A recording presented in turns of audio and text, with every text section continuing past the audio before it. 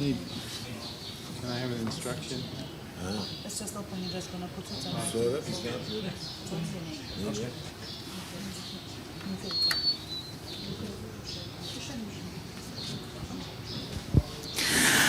İyi akşamlar, hepiniz hoş geldiniz.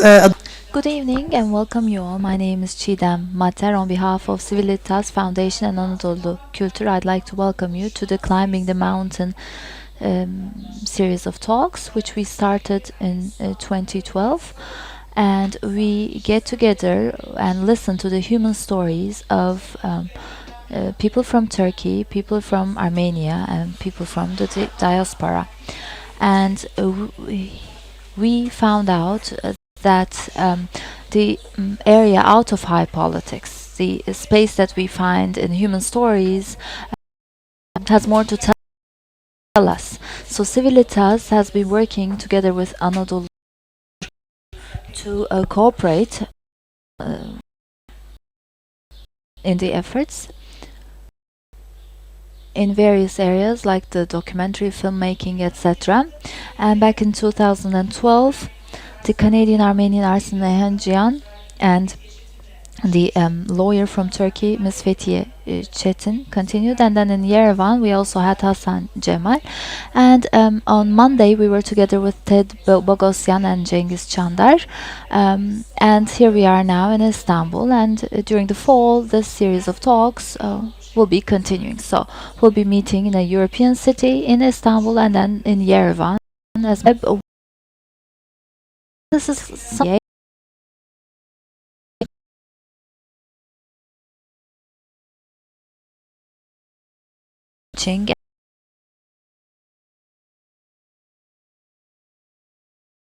so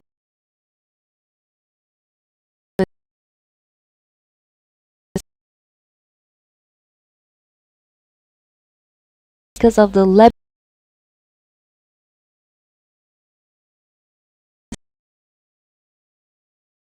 found out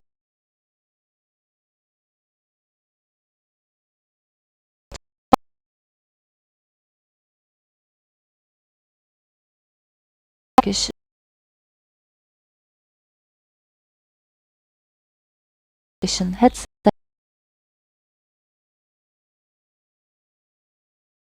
LBC TED.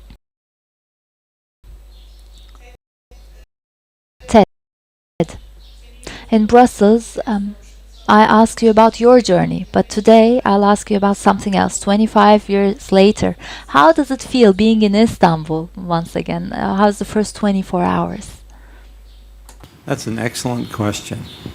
This morning, I learned how to use the tunnel to go from the hotel down to, is this okay? Are you getting feedback? You can just take it off. Sorry? You can just take it. I can take it off? Thank you. Of course, because I understand what I'm saying. It's the first time I've been back in Istanbul since 1986.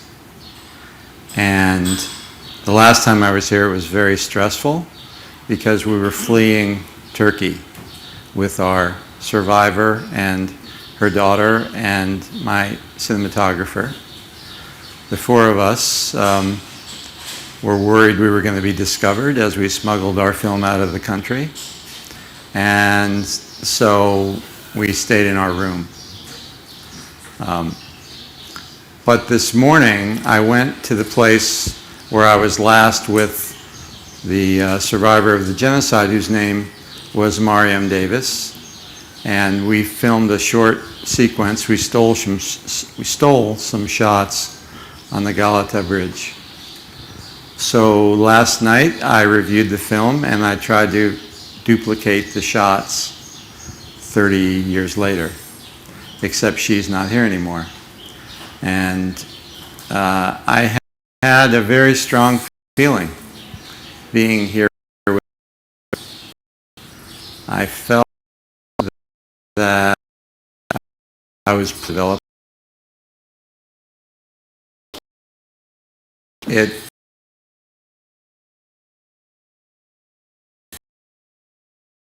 because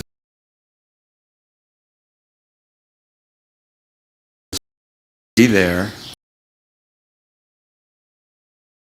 Anadolu.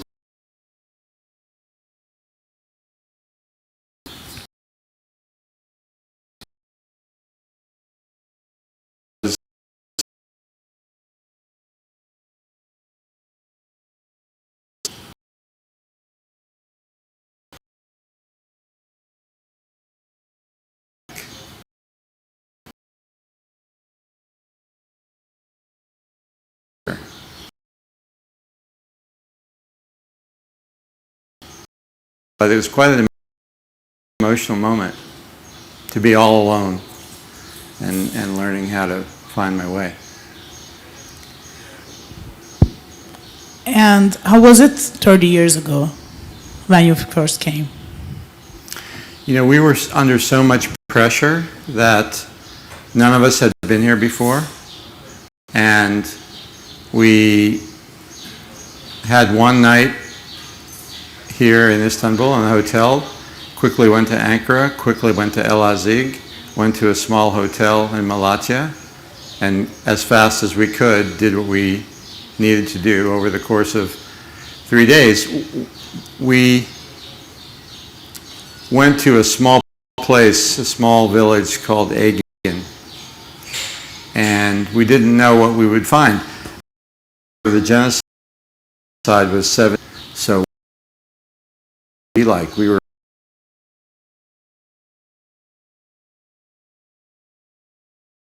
destination blind, not knowing if we were risking our safety for no good reason. And I said in Brussels, and it's true, there are memories that are coming back to me now.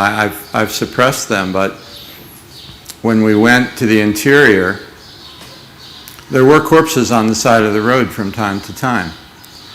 And the taxi driver wasn't surprised by that.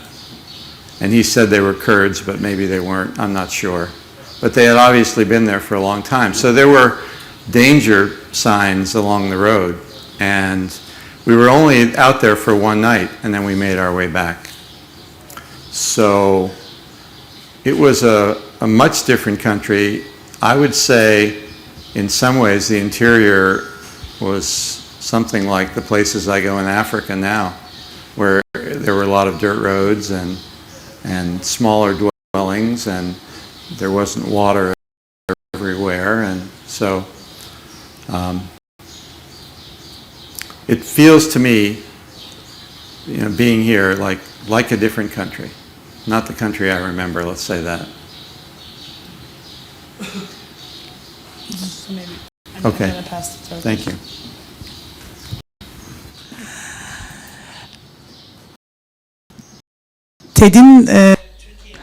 Ted's Turkish experience was as follows. How about you, Cengiz? How did you meet the Armenians, the Armenian genocide, and the Armenian issue for the first time? Well, before that, actually, Ted has inspired me in a few ways, so I'd like to say a few things about Ted, if that's okay. Now, about 48 hours ago, for the first time, when we first met in Brussels, the three of us, right? We went out to have a snack before the meeting. You went to the bathroom at some point, and Ted turned to me and said, in Turkish,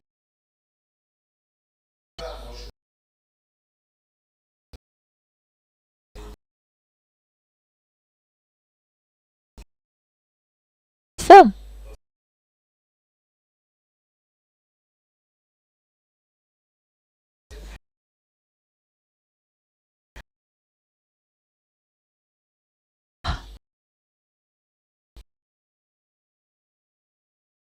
Press, he said.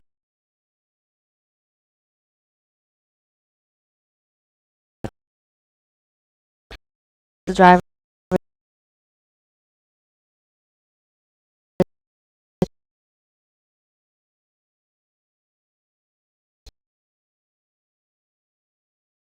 you know,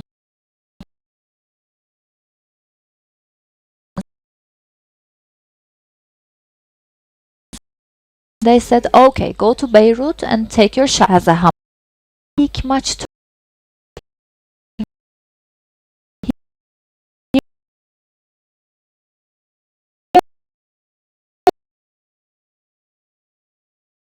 was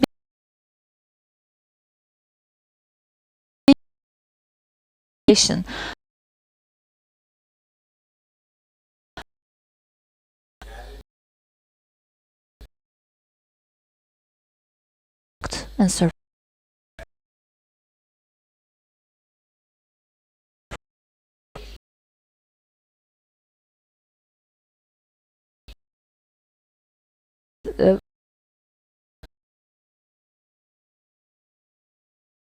No, me too.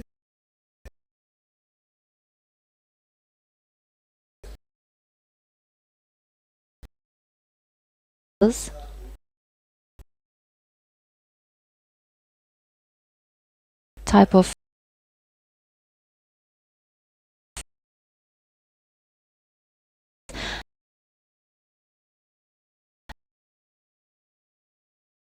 and back then you had flocks of people in Sivas, in Kayseri. We even had an Armenian neighborhood in Kayseri, which is the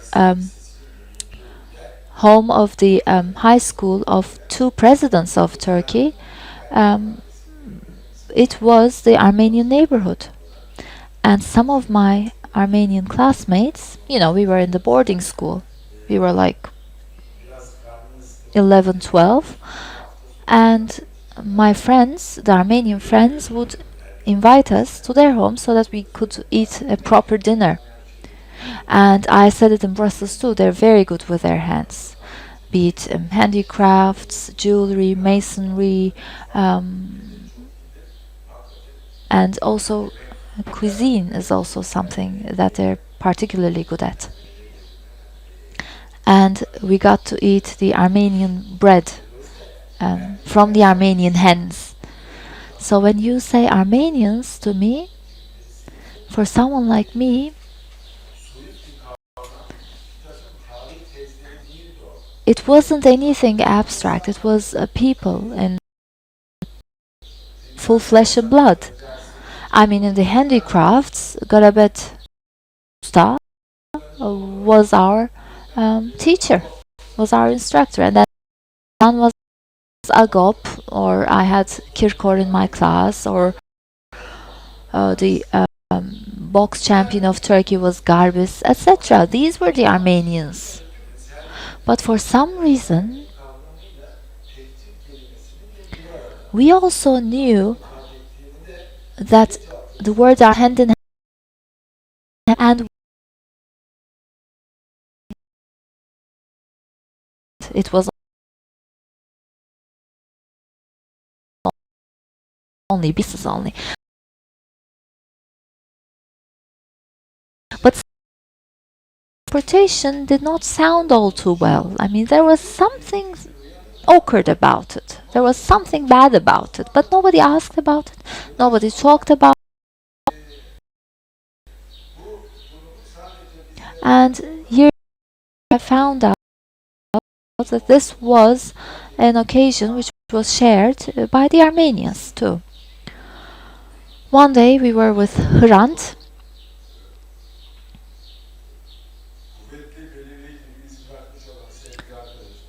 our dear friend who has left dear marks in so many of our lives. It was like 1 or 2 years before his death. I said to Hrant, well, we've been friends for so long, Hrant. Now I come to realize all of a sudden, I listen to you when you're on TV, etc., but you never say the word genocide, right? Do you think that was a genocide? And then he said, Cengiz, I'm Armenian. I said, well, I know you're Armenian. I'm not asking if you're Armenian or not. Was it genocide or not? What do you think? You can tell me between us, I said. At first.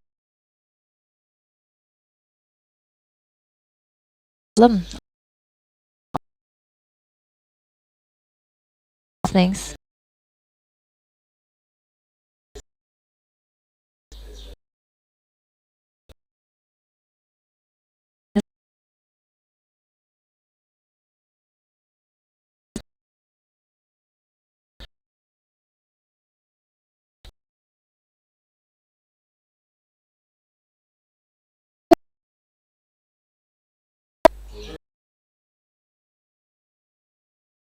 So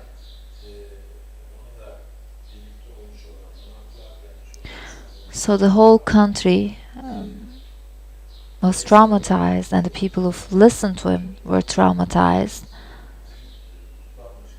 And this has all took us on a different path. That's all from.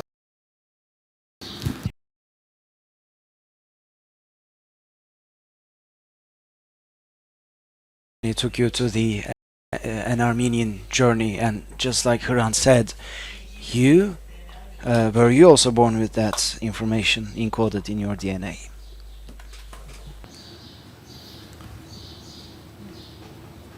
You don't need this for translating now. So it's true in Armenian families as well that it was also not discussed. And in my family, it came up through my grandmother, the only grandparent I ever knew. And when I was 3, I'll repeat briefly a story I told in Brussels, which is that my grandmother, who came from Malatya in 1915, she gardened in our backyard in New Jersey. She took raw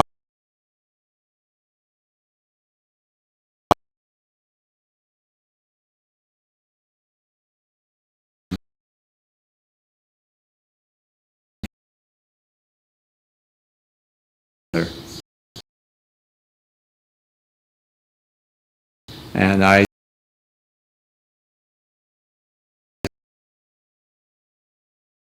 acknowledge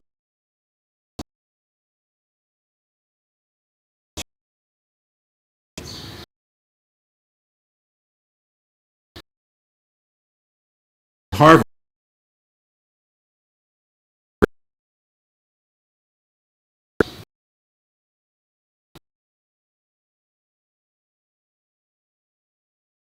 at the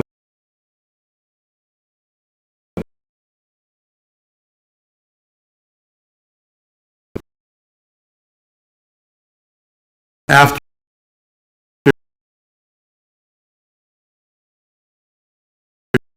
the opportunity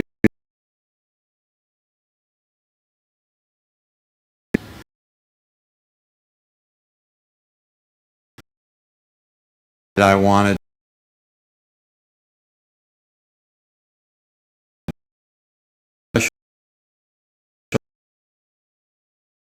the management like Nova, which is assigned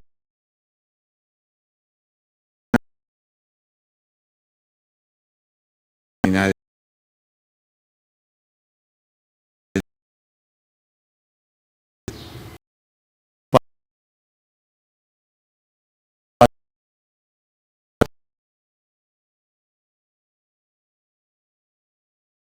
being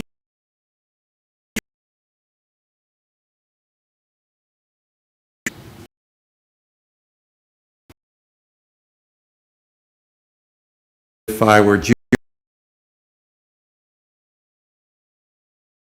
cost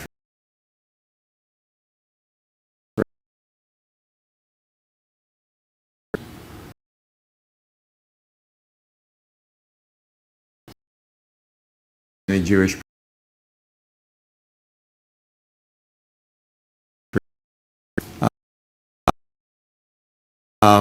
I was being held to a different standard, so I was willing to do whatever it took, and I at that age decided that I wanted to be the tip of the spear that would break the glass. So I had to quit my job and form a small company, become an independent filmmaker, and raise the money to do it. I had to make it a first-person documentary, which was not my genre. I was used to some omniscient third-person narration, which was more authoritative. So I was outside of my comfort zone.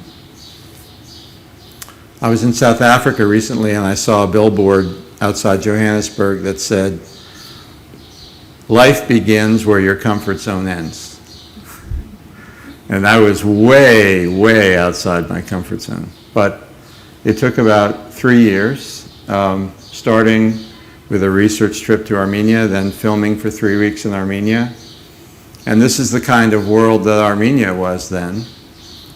We were there the year Chernobyl happened, which was about 15 miles away in Ukraine. Well, no one in Armenia knew. The government didn't tell anyone in Armenia that Chernobyl was happening 1,500 miles away.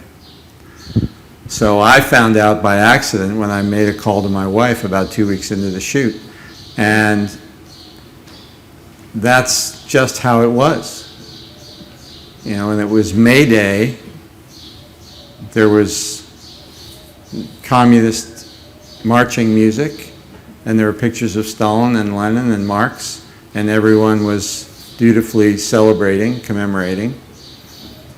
And this year, 30 years later, I was standing in the same footprints in exactly the same place in Republic Square in Yerevan, but instead of seeing the May Day parade go by, there's System of a Down performing the first ever concert before 100,000 people in the Republic Square.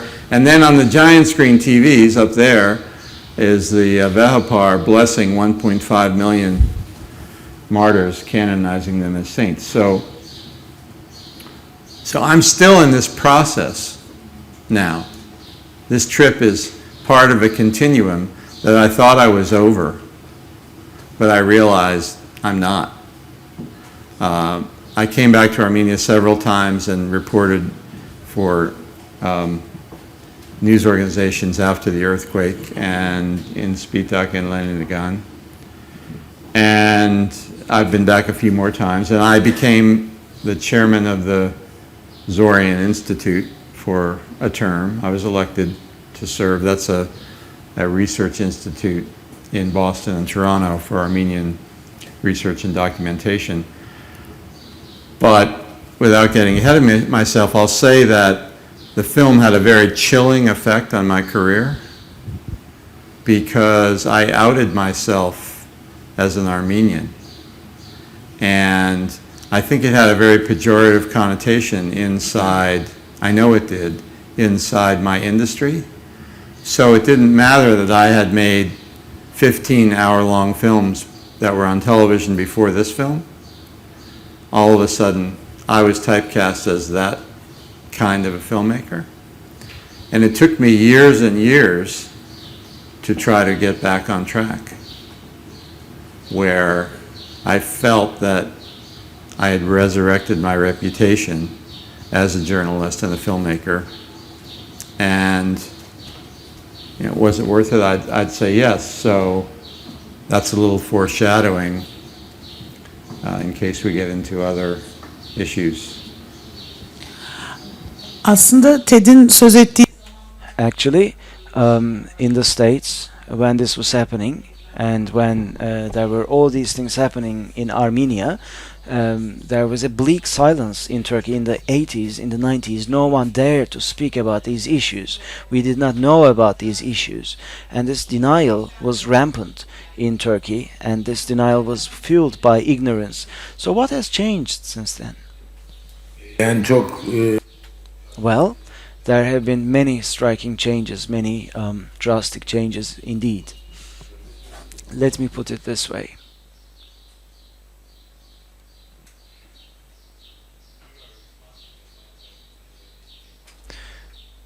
not really. There are so many people. I'm just a foot soldier in that sense, not a leading one.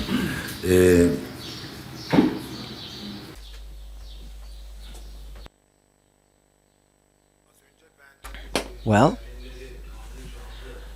previously I said that I knew Armenians as flesh and blood, as people who were close to me, who were individuals, who were my friends. And another important thing for us is that I see Gencay Gürsol here. in this hall, and I think he's the only person who is older than me here in this hall today. So for our generation, this is quite relevant. And let me also say this.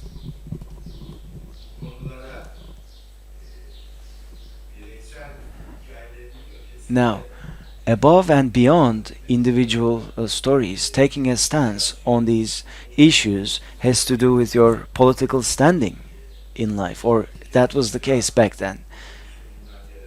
In the 60s, the leftist movement, when you started raising your rejections to the order, to the government, I mean, when you start to dissent, you start asking questions, and then you gain the reflex not to accept things as they are presented to you.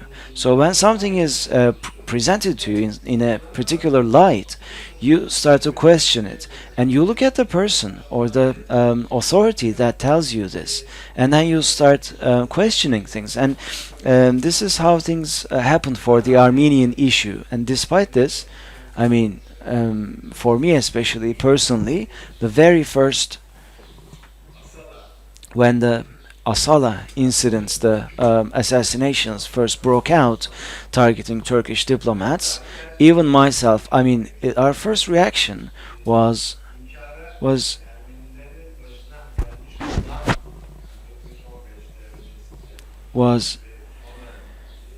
well, we thought about 1915 and the silence afterward. We did not question that, but we said, no, they're doing something bad. I mean, this never happened.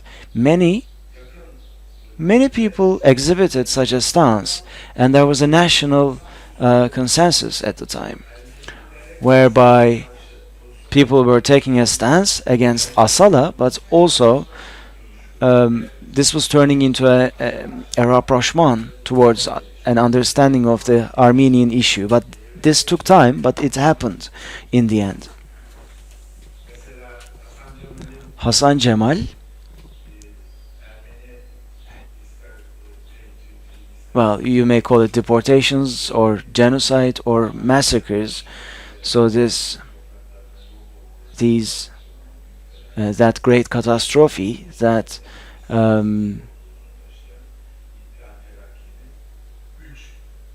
removed these people from Turkey. I mean, Hasan Cemal is a grandchild of one of the leading figures who were responsible for this, and one of his closest friends died.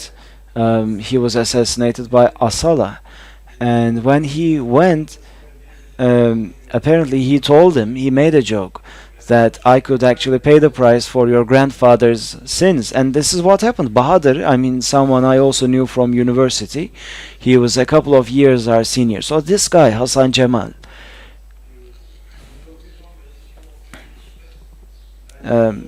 wrote a book called 1915 Armenian Genocide.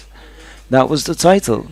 And he did not explain why this was genocide. The name of the book is 1915 Armenian Genocide, but when you start reading the book, you actually read about unthinkable and unacceptable ignorance that we all had as a generation, how we were confined to that ignorance. And if you read that book as a history of the genocide, you'd be disappointed, because it is about his personal journey. It is about, I mean, he was a member of the Turkish elite. He went to good schools, to the political science school in Ankara, and then he joined the ranks of the publishing elite in Turkey, and he worked for Cumhuriyet for long years. And he was the editor-in-chief of that leading newspaper, and he was the grandson of Cemal Pasha, one of the perpetrators of the genocide, and one of his closest friends were killed by an Armenian organization. So this guy, Hasan Cemal, did not even know anything about this issue. He lived his life without ever knowing anything about the genocide. And like I said previously, the history of the Turkish Republic is all about forgetting, an organized form of forgetfulness. And over time, people started delving into this topic, and somehow people's minds, people's attentions started harking back into the past. And in my personal journey, I experienced something similar. I was outraged by the Asala assassinations, and I was a journalist, and Hasan Cemal was the editor-in-chief, and I was working for Cumhuriyet at the time. I was appointed by him to go to France to witness the trials, Asala trials. 3/3 were Armenians in the courtroom, and then you looked at French newspapers. No one really talked about the assassinations, but people were talking about the why this happened in the first place, why these protests were taking place. I mean, people were discussing history, and they were discussing 1915, and we were outraged. And we said, why are they highlighting 1915? This is a propaganda against Turks, we would think. But then you start questioning, wasn't it deportation? What was it? And then you start realizing that actually there are other theses. We thought it was a mere military move, an innocent move to protect the public. We thought the state was saying to these people, it's not good for you to be here, and some of you are bad guys, like Tashnak guys. These are collaborating with the Russians. So let's take you to the Syrian deserts. I mean, this was the discourse, and we bought into it. We thought it was a militaristic maneuver, and we started realizing that there were other repercussions, other reflections. We started learning about 24th of April, and we also found out that people were taken away from the Thrace and the Aegean cities, and they were also deported. So you start reading about these things, and then you feel empowered by your inner mechanisms of dissent, and then you start to lose your faith in the official discourse. And also Hrant was a great chaperone in this regard, because he expedited this process in Turkey, and then here we are with Ted Bakosyan holding this talk.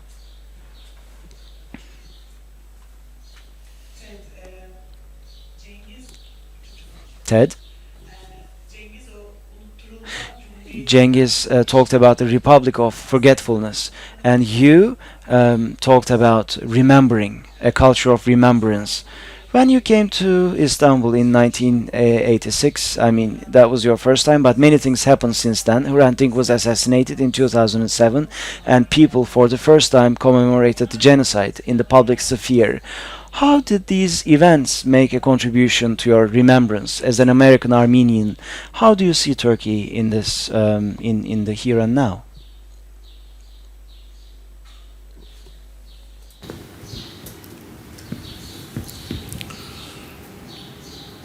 Well, let me say that violating Article 301, which actually I think was founded after my film, technically,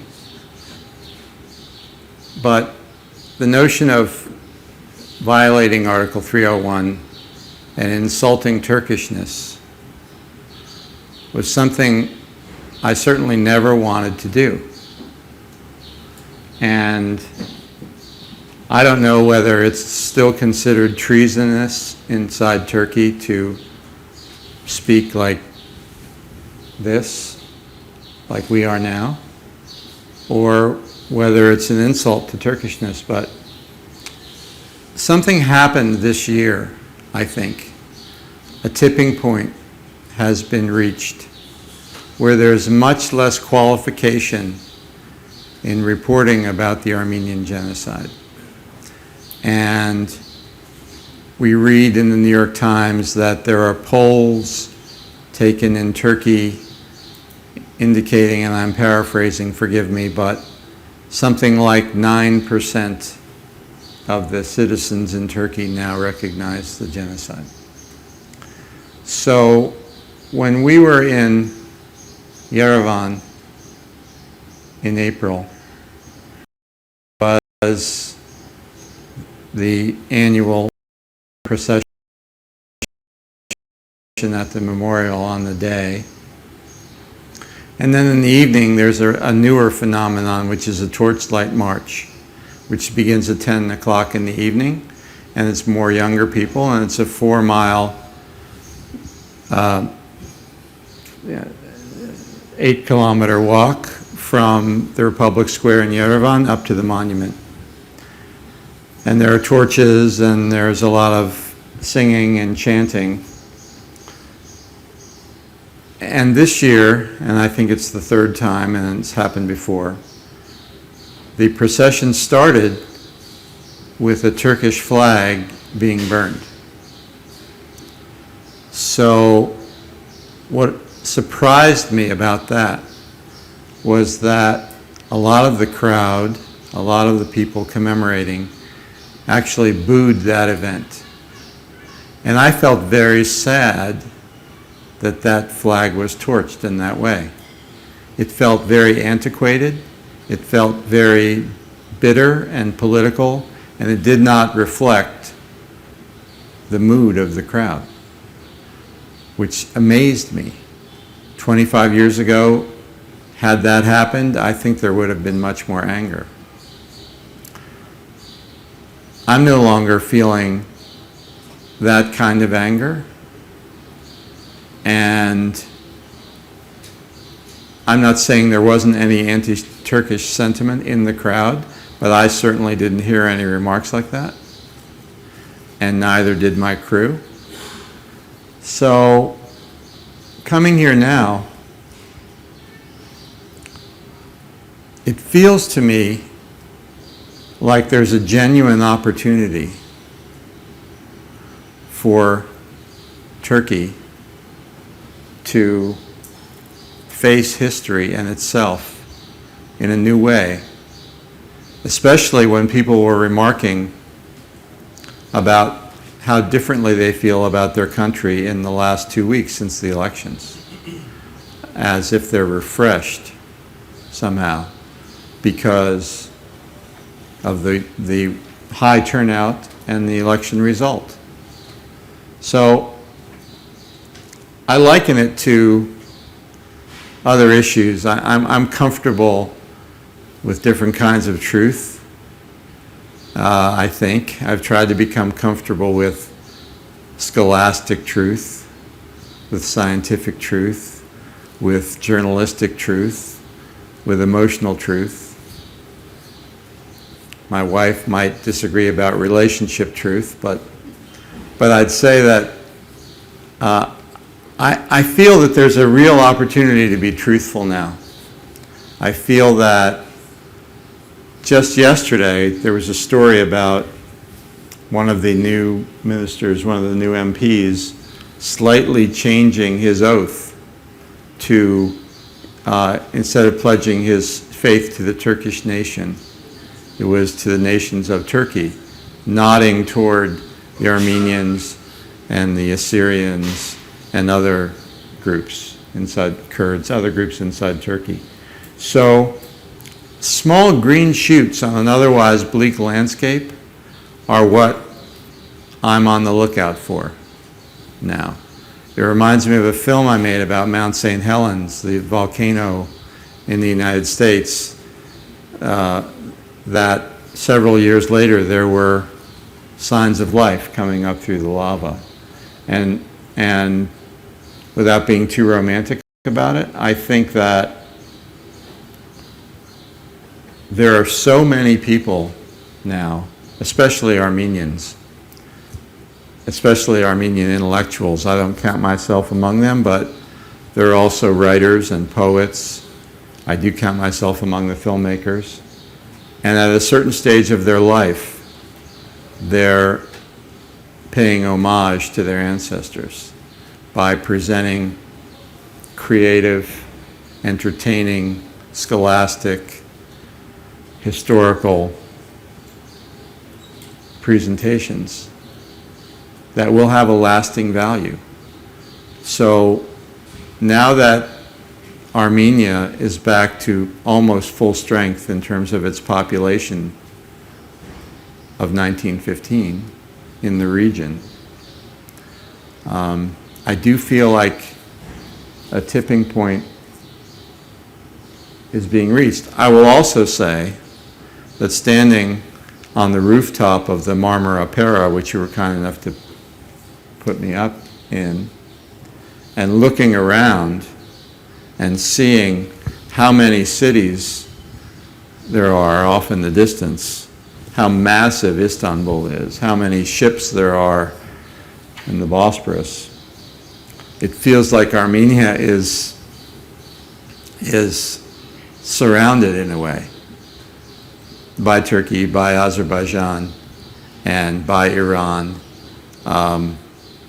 It's a tiny group of Christians surrounded by so many Muslims, and I think, without getting into the politics of it and the way Armenia sometimes tilts to Russia, there's some eternal vigilance that's also necessary. And look at Armenia as a young country, much younger than Turkey, and what's happening in Armenia at the moment, where there are protesters who are suffering, from the government's water cannons because of electric rates that are going up. So, it's a young country, it's changing, it's growing up before our eyes, but the point is that we're at a moment of change that I think is palpable, that I never thought I would see. I never thought this moment would come. And if I may say, I think for Turkey, the sooner the better.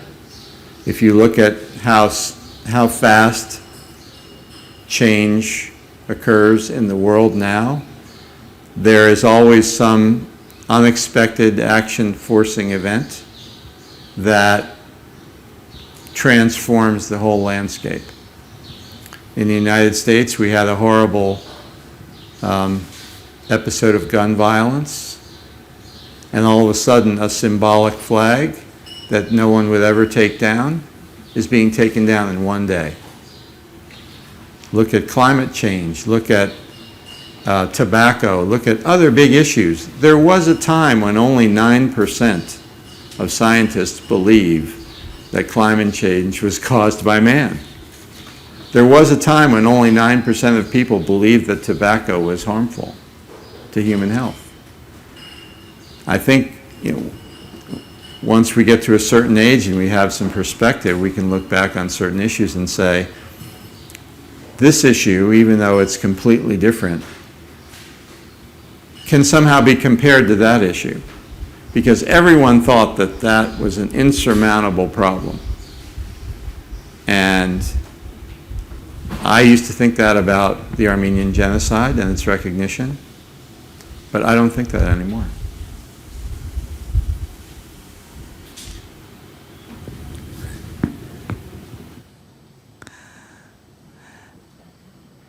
Ted, senin hayatın boyunca Ted, you said you never thought you would see this, and that's what we experienced 3 years ago during the Gezi protests. So this is how we're viewing what's going on in Yerevan. Here it was about a tree, there it's about electricity, but there's always the opportunity.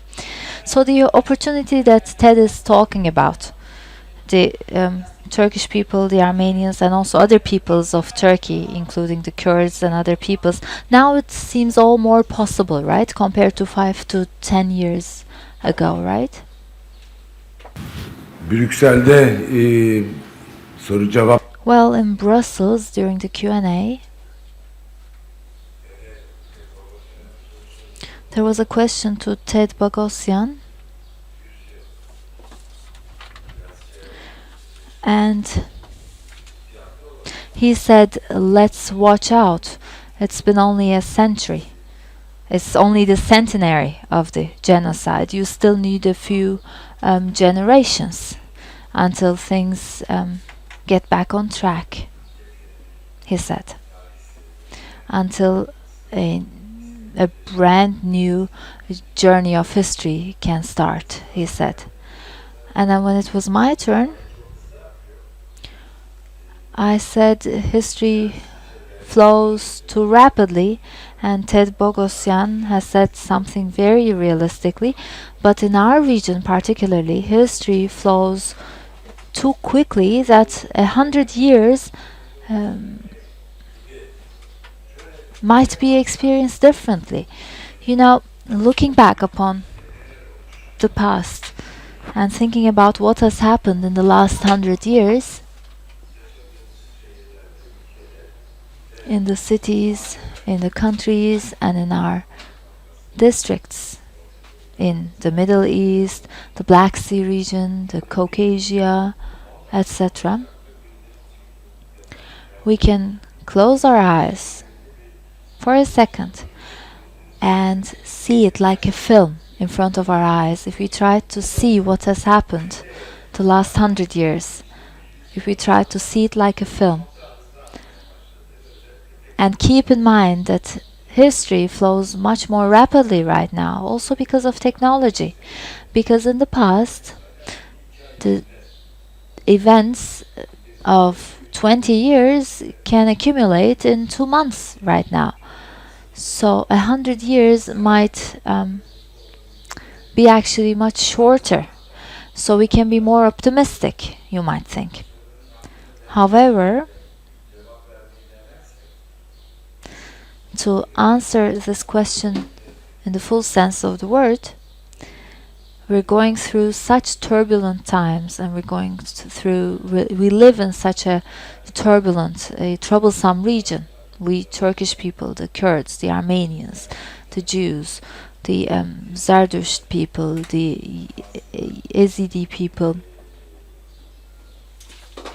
the Zoroastrians, the Farsis, etc. So until we reach the social, political heaven that we want to reach at, we might also find ourselves in the dark circles of hell as well.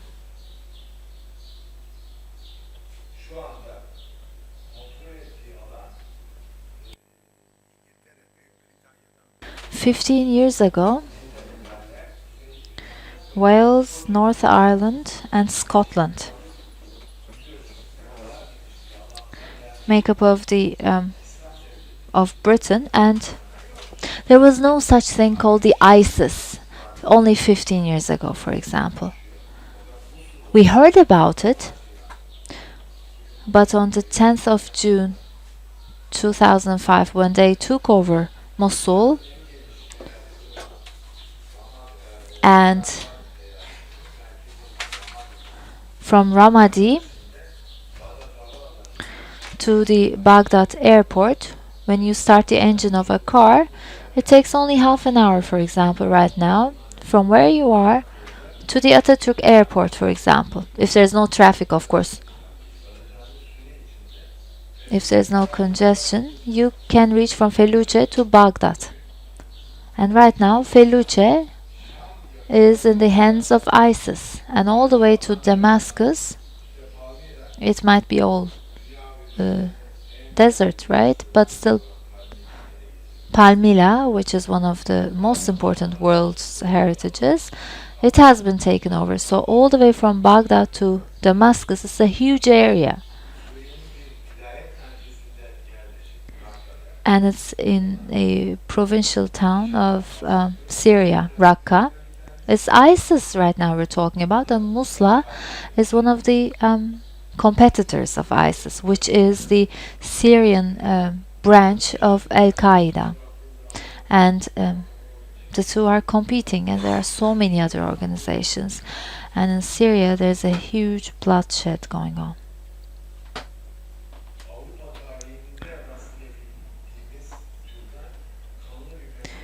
So it's a very bloody sectarian war between the Sunnites and the Shiites continuing in the region. And it's in a pendulum. Everyone's waiting. Yesterday, when we were waiting at the queue for the passport officer, some people knew me, so they came to me. They were traveling from Belgium to Turkey, and they said, "So what do you say?" I said, "What do I say about what?" And they said, "Coalition government, you know it, probably. Because I'm a journalist, I should know, You always know." Actually, nobody believes that a journalist doesn't know anything really well. They're just running after news. So it's all about ignorance, actually. Journalists move because they're ignorant. So they transfer information, but it's because they don't know anything.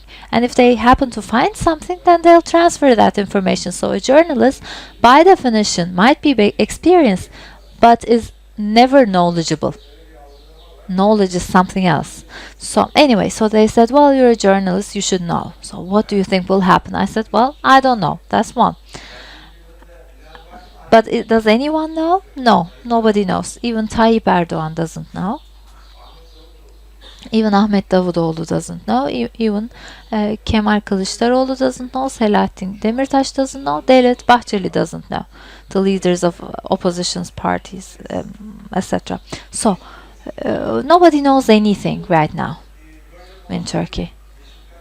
So this is balancing all the powers that you have.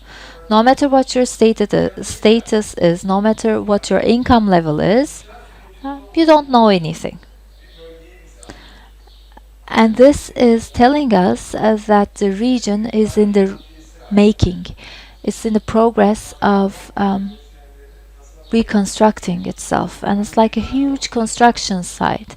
But unlike what the conspiracy theorists are saying, nobody knows what the blueprint is like. Nobody has a master blueprint of any sort. There's no designs. One is carrying the cement, the other one is bringing the bricks in, but nobody knows what's going to happen, because so it's a huge chaos in the region. So I'd like to answer your question, going back to all these things. Turks and Armenians within 100 years. I'm narrowing it down to Turks and Armenians because those are the two peoples we're talking about here and now. So the 100 years has been rather short. Particularly the last 25 years has brought colossal changes. Right now, I myself and Ted Bogosian, we're here talking to you about these things, which marks all by itself a huge change. So all this is very optimistic indeed, yes, but still, because we're experiencing a time of chaos, still we do not have the hints that we're on the eve of big catastrophes. I mean, I don't want to say otherwise neither, but it's a huge period of unknown variables in the equation. But still you cannot build a life based on pessimism. After the great catastrophe that we have experienced as the Turks and the Armenians, we should still look at where we are, and before it's another 100 years, we will make it out of this period of chaos as a more happy Turkish and Armenian peoples living happily together, and hopefully in the region too. So we should keep our hopes up, and of course we should not forget about realistic approaches. Ted, do you think it will take another 100 years? What do you think? No. Here's why. Change is happening so fast.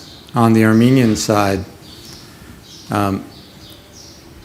there is a sophistication about public relations that is very important. in Yerevan on April 24th, there was the most sophisticated messaging about the genocide in terms of not only billboards, but also treatment of the press and also outreach.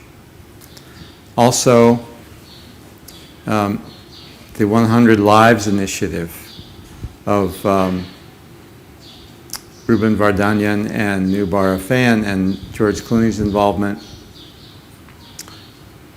is helping to put the Armenian genocide in context with other genocides that have happened even since my film was made. So people are beginning to understand the arc across the Armenian genocide and the Holocaust in Serbia and Rwanda and Darfur, etc. And I think one great thing about the 100 Lives initiative is that it is celebrating the people, including Turks, who helped so many Armenians survive during the genocide. I know that my friend Korkin Sarkisian from Toronto, when I encountered him at the very moment the commemoration was over on April 24th at the monument, and he was there with other genocide scholars, important people like Roger Smith and Israel Charney, who were so important in bringing more information about the genocide forward since the 80s. What Mr. Sarkisian's message was surprised me. He was very moved and said what that event made him feel was gratitude to the Turk who saved his grandparent, without whom he wouldn't be present. So there is that aspect of it too, I think.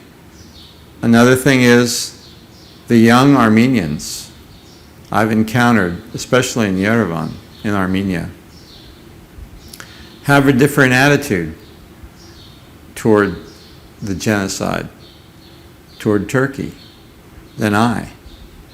And I think that there's much more of an opportunity for younger people to sort this out. But I will say there are plenty of dark clouds on the horizon. One of which has to do with reparations. And one thing the Centennial has done is embolden Armenians to seek remedy in court. And there are other legal matters that are pending in Strasbourg now.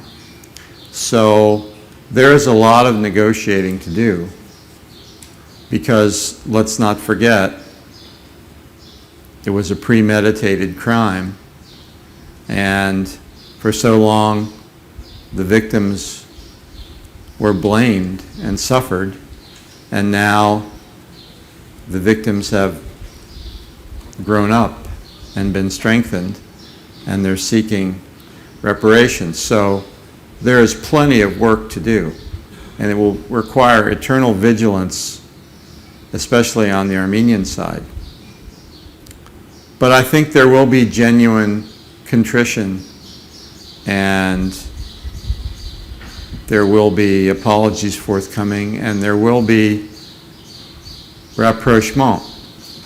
If Nelson Mandela can walk out of prison and become the president of South Africa after everything he endured, I think this problem can be solved in a generation as well.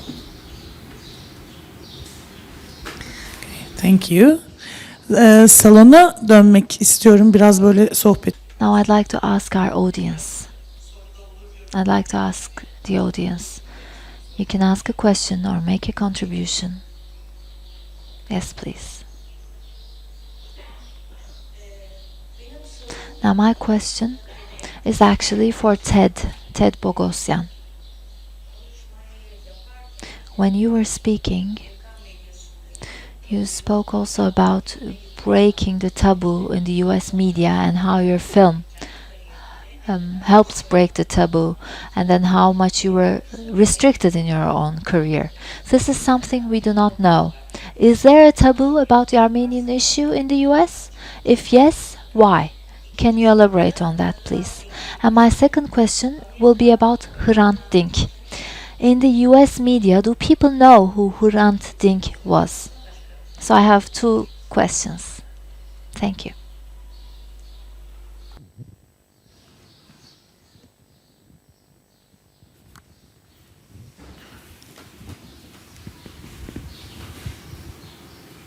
By the way, The Republic of Organized Forgetting is my favorite title for a book since the Museum of Innocence.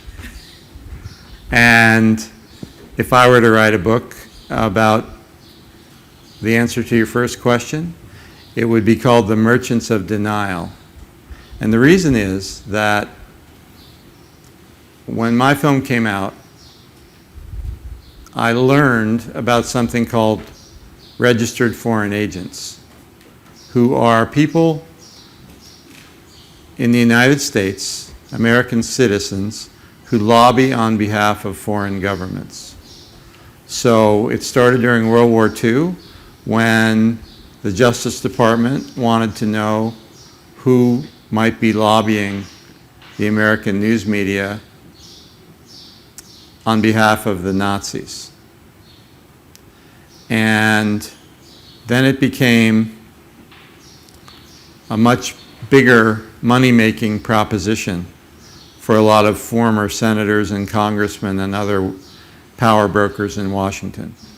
So there are rules about lobbying, and there's a registration process, and there are reports that need to be submitted within a given year, annual reports.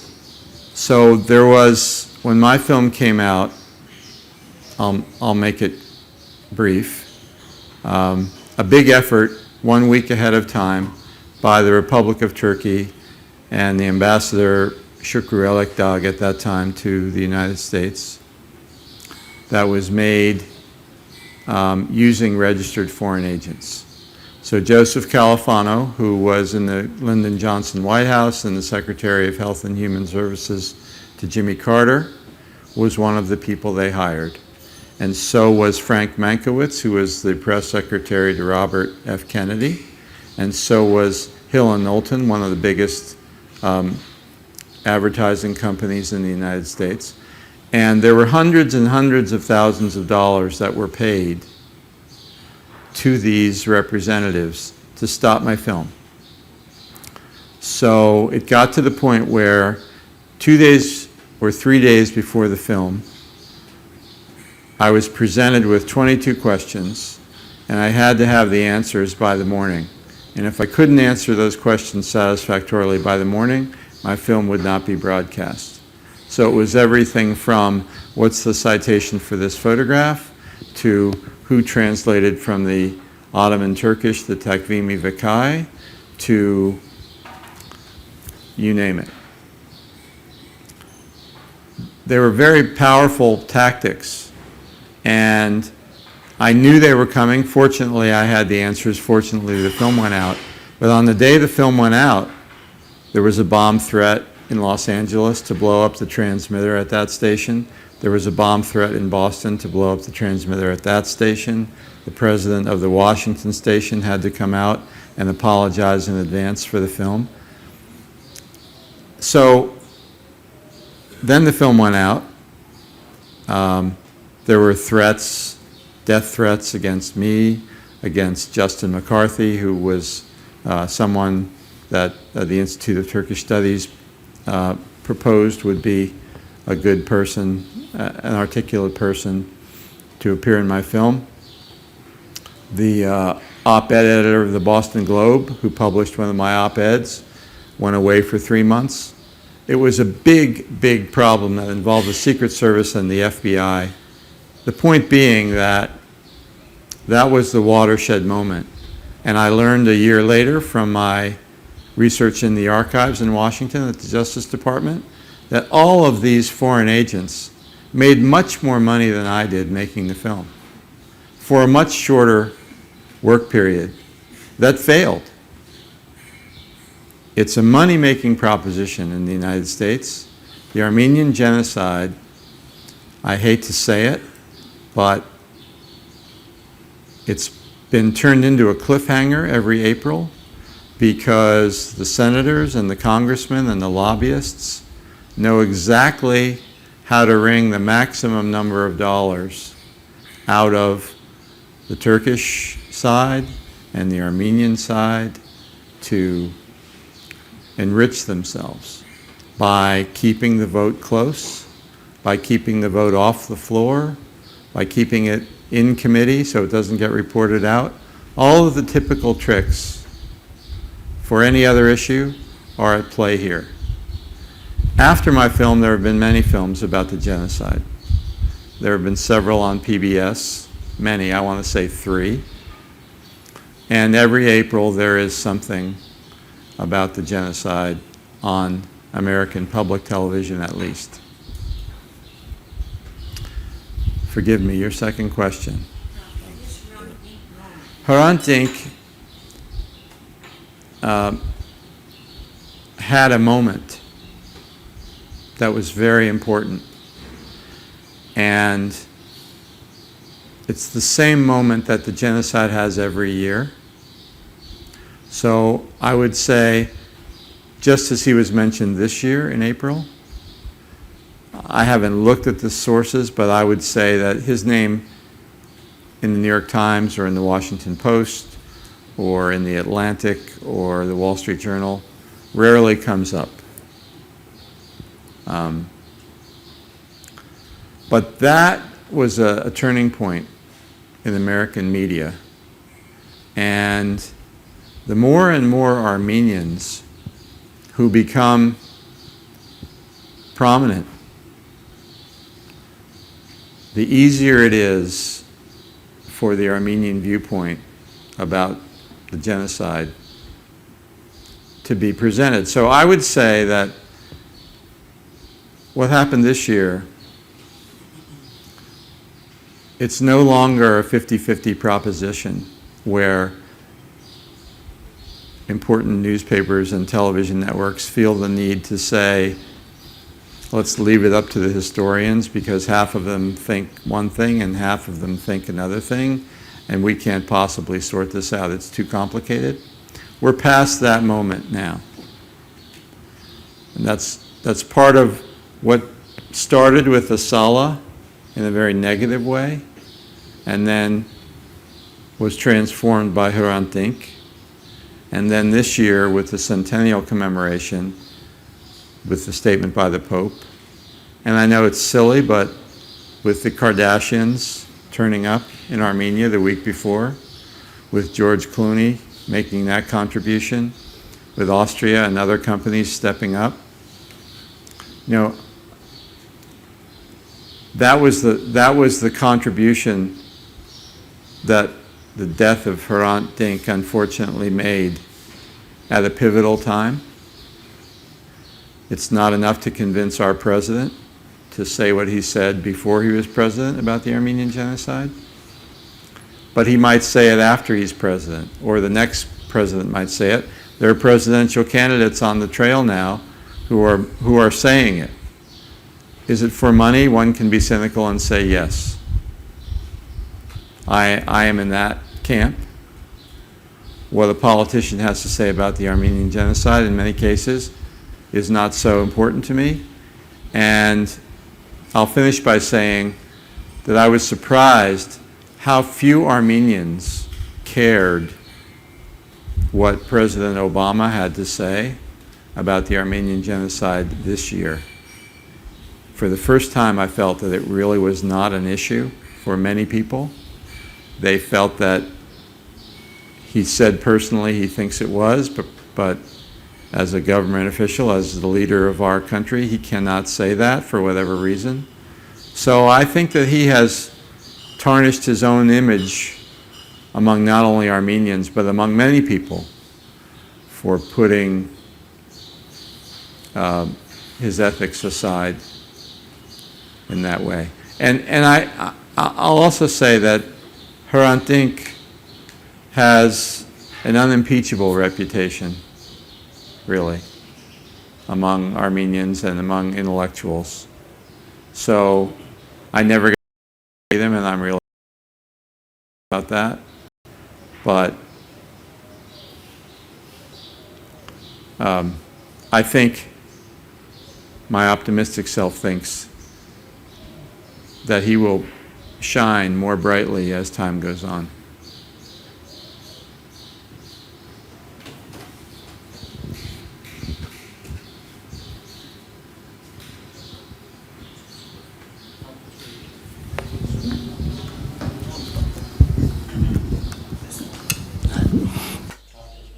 Tatios Bebek is my name. Thank you very much for everything that you have told us. Now, as an Armenian, I would like to say a couple of things. Especially in the last 15 years, we have experienced a significant change in Turkey.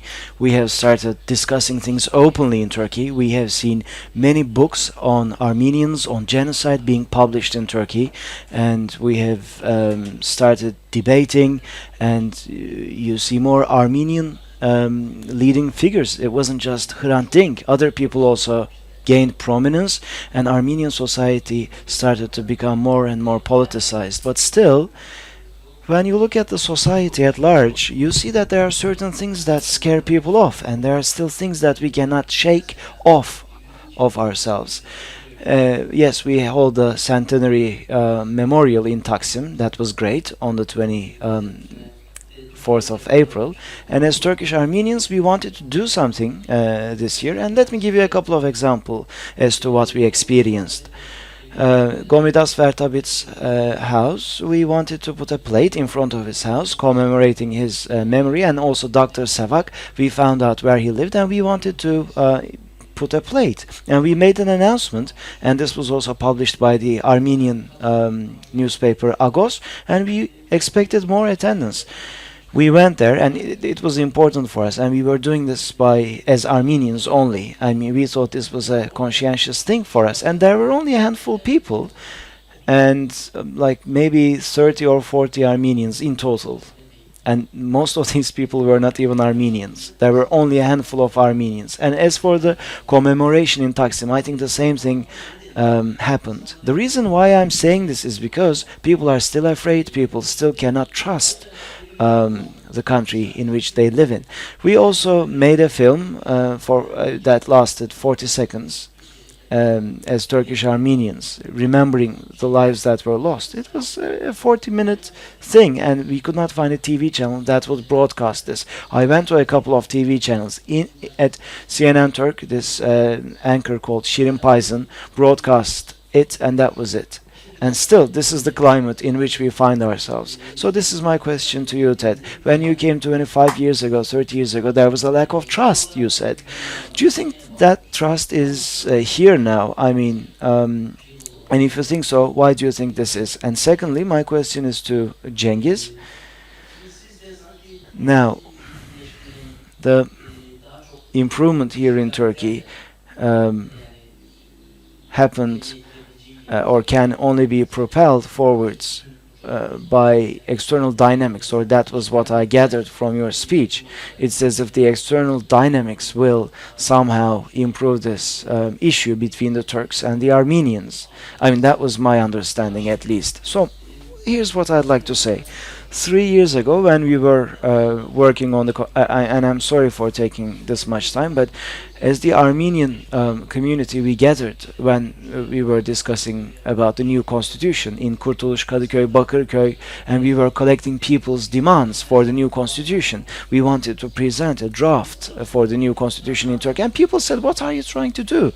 And we said, you know, a new constitution is going to be made, so let's make a contribution. And they said, why are you so hyped up about it? I mean, this is going to happen.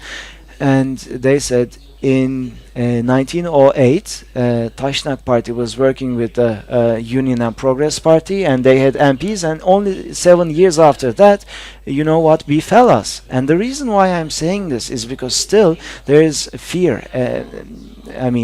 Maybe people do not vocalize this, but maybe it's genetically inherent in us. There's a lack of trust and there is fear. There's an air of fearfulness. How are we going to overcome these sentiments? I think that is the main question. Maybe that's what we should be debating. And this is not going to happen because of external dynamics, Cengiz. And I mean, how are we going to get rid of this fear? How are we going to instill trust? Because if we can trust each other, we can work together, and we can, work together and coexist together. And I really want us to coexist, but there is this thing in the society, in our community as well, and this doesn't really have to do much with external dynamics, but it has to do with our internal dynamics, all the way coming from the Union and Progress Party. There's a structure and there's a behavioral pattern, and there's a state mechanism. There are the codes of the state, and certain things need to change. And how is this going to happen? I don't know if this is relevant, but I just wanted to get this off my chest. Thank you.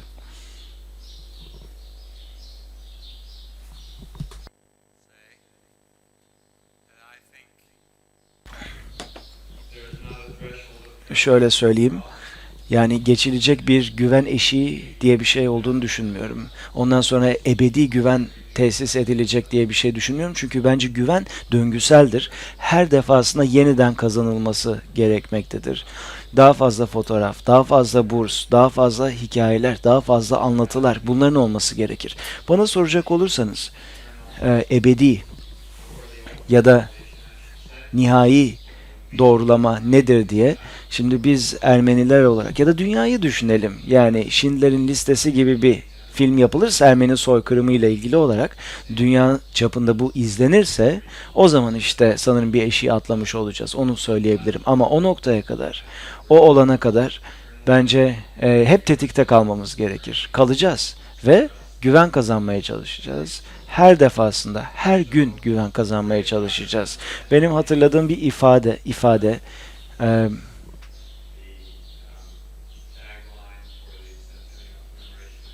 bu Yerevan'daki 100. yıl anmalarının sloganıydı aslında bu.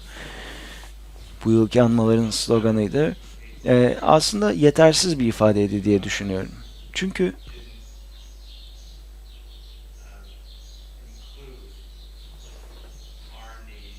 bizim ihtiyaçlarımızı çok da hesaba katmıyordu. Özellikle de şu konuda. Yani tarih kamusal olarak doğru bir şekilde, açık olarak sunulmalı. Biz buna ihtiyaç duyuyoruz. Bütün bu tarih kitapları, Türkiye'deki okullara bakalım. Hani iki müfredat yok sonuçta. Hani bir tanesi göz ardı edilecek, bir tanesi ezberlenecek. Böyle bir şey yok. Ama o noktaya gelebilirsek belki bir yere ulaşmış olacağız. Ama yapılacak çok şey var. Şunu söyleyebilirim.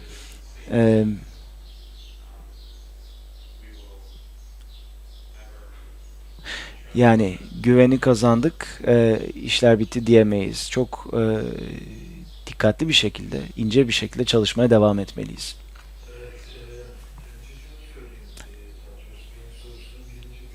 Well, first of all, let me say this about what Tatyos Bey said.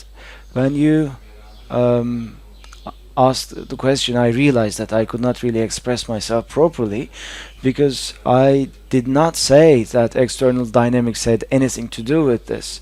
I did not mean this, and I do not think that that way. I mean, I'm just saying that we are going through a historical process, and I just wanted to present you with a picture of the neighborhood that we are in. It's very chaotic, it's very open-ended, it's very painful, and this is a transition that's going to be really, really painful in our region. I mean, I don't think this is going to be 3 months or 5 months. I mean, probably it's going to take a long time, but there's one thing that we know, which is this. This is not going to be an easy ride. It's going to be bloody, it's going to be burdensome, and there's going to be a lot of blood and tears. And I think this overlaps with your example, and that's why I said this in the first place. At one point in history, I mean, all of us here, or people like us, we of course aspire to see and experience the good days in inverted commas. If we are ever going to get there, this is going to happen following a period of unrest and pain. So let's not be unrealistic. That's why I said this. But I would like to say a couple of things based on what you have just said. The lack of interest on part of the Armenian community. They are vigilant, and they are they have this sentiment to be vigilant. And I believe that this is quite striking. And this example, yes, Tashnaks were working together with the Union and Progress. Kriko Zorat was an MP at the time in 1908. Kriko Zorat in 1908, he was a member of the parliament, and this guy in 1915 on the 24th of April, and he was a close friend of Talat Pasha, mind you. He was a personal friend, and he was sent away. So people still remember this, and this is quite striking. And now there's this guy called Mark Ereseyan, and he became an MP for the government party, and Garo Paylan became an MP for an opposition party.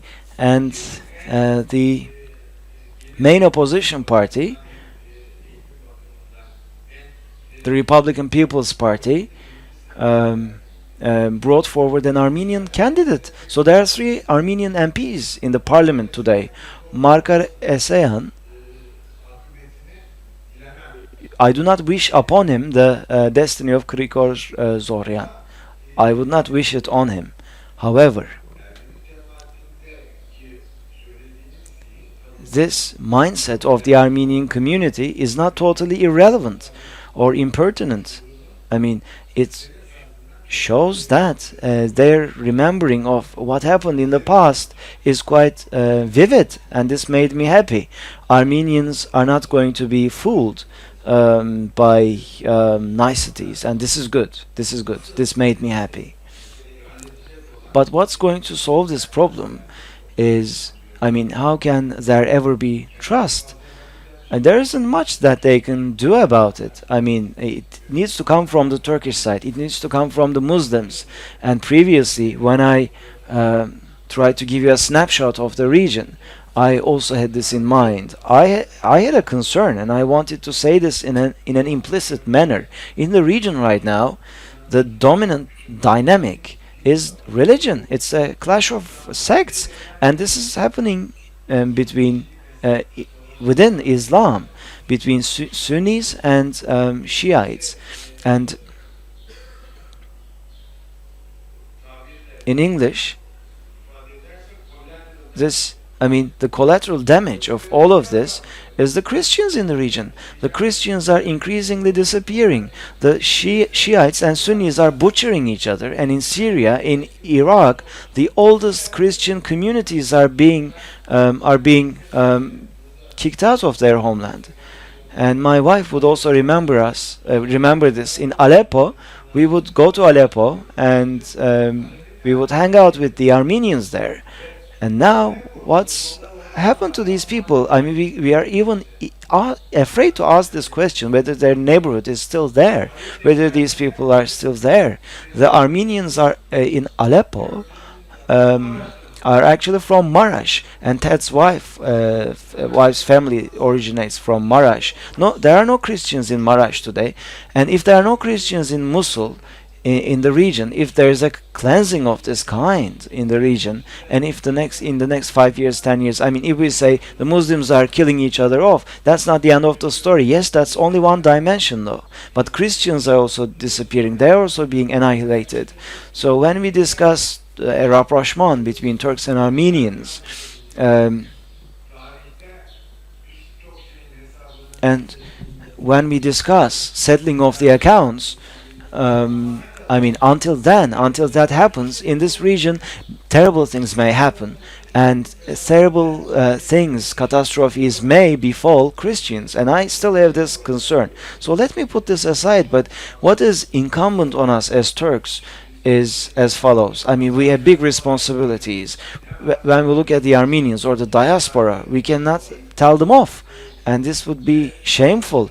Ted in Brussels says something quite important. I don't know if he said this during the dinner or during the talk. I do not remember it at the moment, but he said Armenians at the end of the day are victims. In 1915, hundreds of thousands of Armenians lost their lives. They were removed from their homeland. They lost the opportunity to thrive in this land. I mean, this is the ultimate result, and this makes Armenians the victim. And in the 100 years that have elapsed ever since, when they were but if they are blamed, if the victim is blamed, this is the most terrible thing to happen, he said. Your status as a victim is not acknowledged, and you are actually blamed for what happened, and this is disastrous. I mean, for Armenians, this is what's making them sick. And where we are today, I mean, we cannot turn to the diaspora and say something, and we don't have the right as Turks and as Muslims. I mean, let's put them in the same bag, but we don't have that say. And what we need to do is,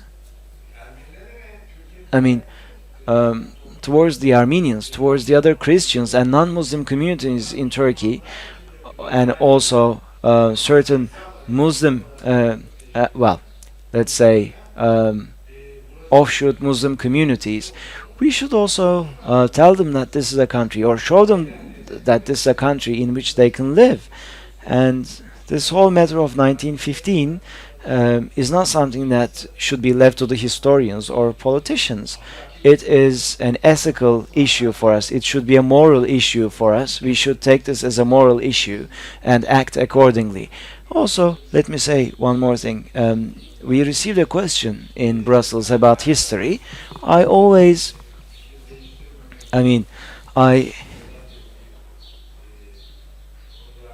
am exceptionally persistent on one thing. I never change my mind on one particular thing.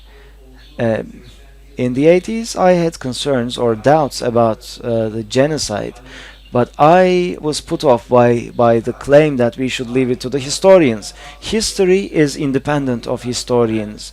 History may be constructed via historians, but historians do not get to decide ultimately, because history is independent of the historians. History will always be history. And what you call historians, I mean, there are different schools of thought in history. There are different historians, different trends, different inclinations. I mean, a text may be read by one historian, they may interpret it differently. Another historian may interpret it altogether differently. And when you say 1915 should be discussed by historians, they could discuss until the end of time, and still they may not reach a conclusion.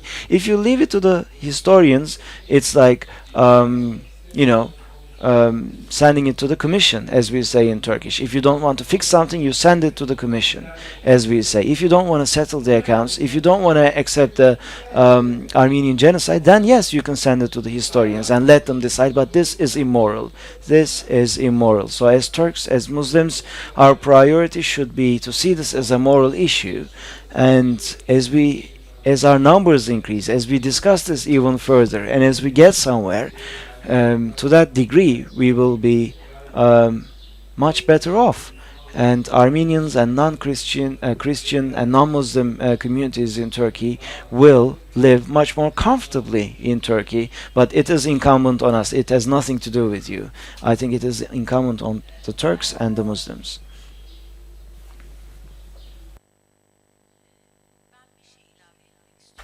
I just wanted to add something about what has been discussed.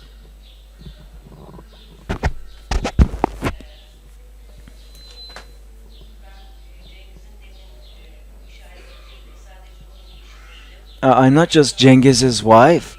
I am also the writer of the first and the last biography on Hrant Dink. It's a 700-page book. Of course, I'm not going to summarize it to Ted here and now, but I just want this to be known about Hrant. After what happened in 1915, Hrant believed that Turks and Armenians alike became sick, that these two peoples became ill following 1915. Turks and Armenians became ill, Hrant would say. Armenians became ill, their illness was trauma, and the Turks' illness was paranoia, he would say. And this illness, in order to cure this illness, in order to get rid of this illness, he thought, I mean, this would be achieved by Turks and Armenians, he would say, and this would happen if people got to know each other, if people talk to each other, and if people get on well with each other, he would say. So, in the diaspora, the Armenian genocide bills and the pressure on Turkey in 7 different countries, he was against all of these. He would say the solution, the key to the solution is the opening of the border between Turkey and Armenia. Only after then the two nations will sort of leave aside their anger and anguish, and they will start touching each other, they will start talking to each other, and it is only then when they will finally get on well. So here's my question to Ted. Of course, maybe not everyone knew about what Hrant thought on these things. He gained prominence only after he was assassinated in other countries. But these views, do you think these views hold water in the diaspora, especially in the States? Do you think the diaspora would buy into these ideas? I mean, rather than putting pressure on the Turks to accept genocide, why don't people exert more pressure on the normalization of the relationships between Turkey and Armenia, and as a first step opening up the borders? I mean, would this ever be possible, or would the diaspora warm up to this idea? Thank you.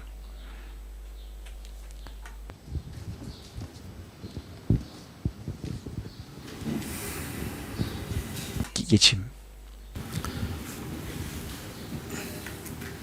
I think that genocide recognition is non-negotiable. I think that without genocide recognition, the borders won't be opened. I also think that there's nothing more powerful in the world than the force between two parties who want to make a deal. So, because we share 1,000 years of history, Armenians and Turks, or more than that,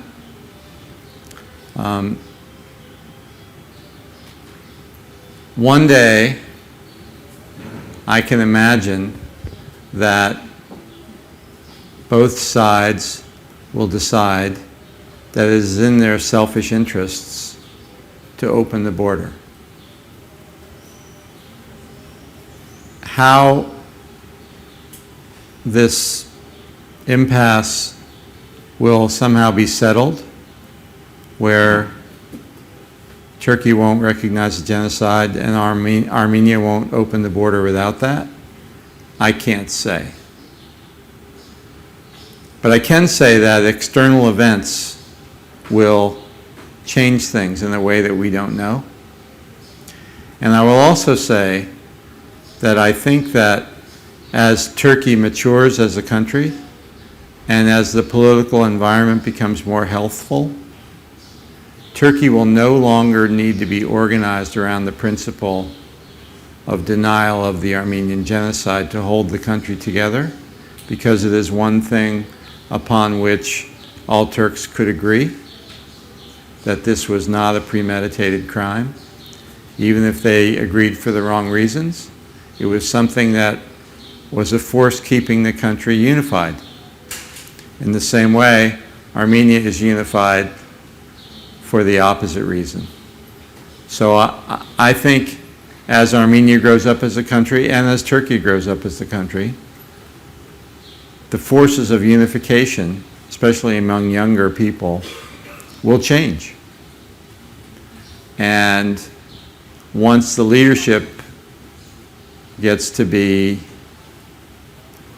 the current millennials, say 10 or 20 years from now, when we're talking about people's great-grandparents who are no longer with us, who are survivors, or people's great-grandparents who are no longer with us, who are perpetrators, I think it will get easier. So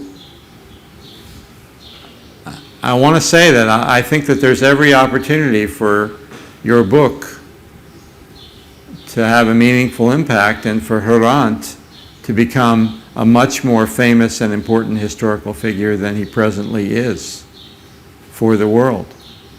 You know, I remember when Martin Luther King died and how many years it took for him to have a day of commemoration.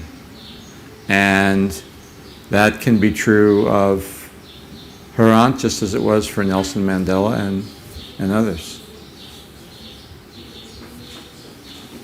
Merhaba, Cengiz.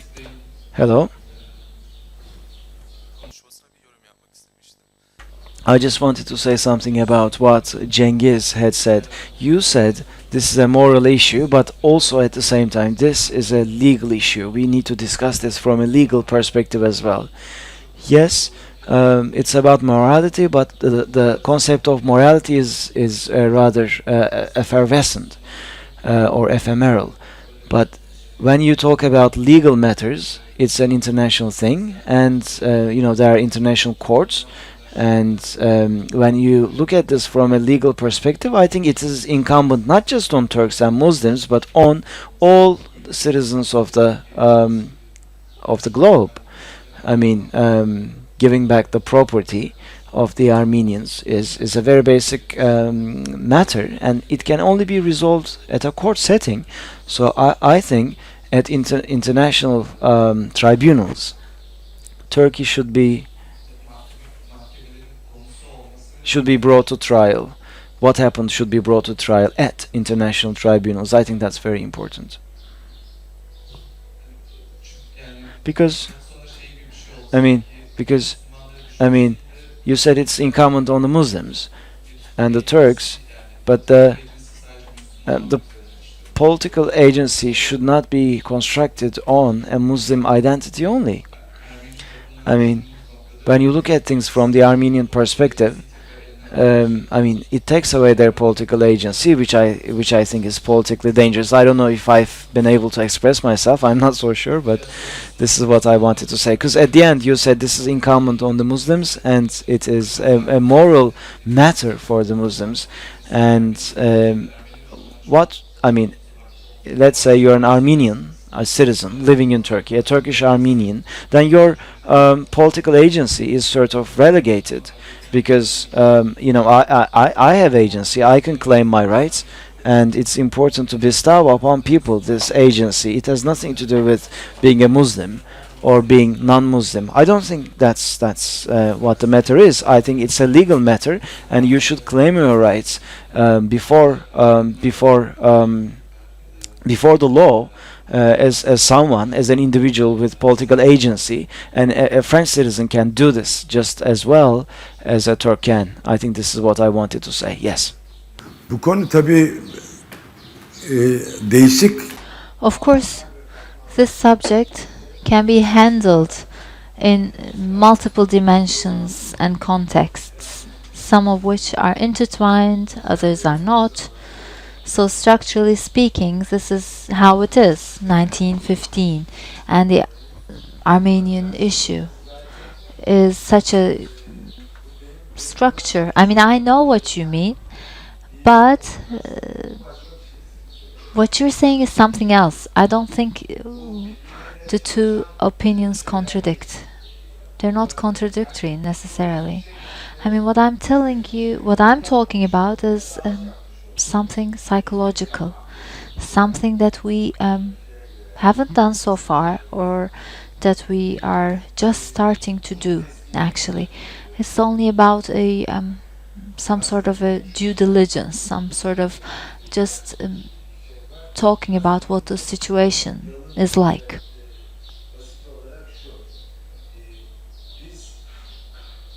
Here's what I mean. We're not the victims. Now, Ted Bogosian. His name is Ted Bogosian. Is he Chinese? You wouldn't wonder if he came from China, or you wouldn't think he's Hispanic, and he's not Turkish. He's called Bogosian, so he must be Armenian, right? He's here as an Armenian. I mean, in Brussels, and hopefully we'll be doing this, the climbing the mountain activity also in Yerevan. The whole idea is to have a Turk and an Armenian have this talk, right? Now,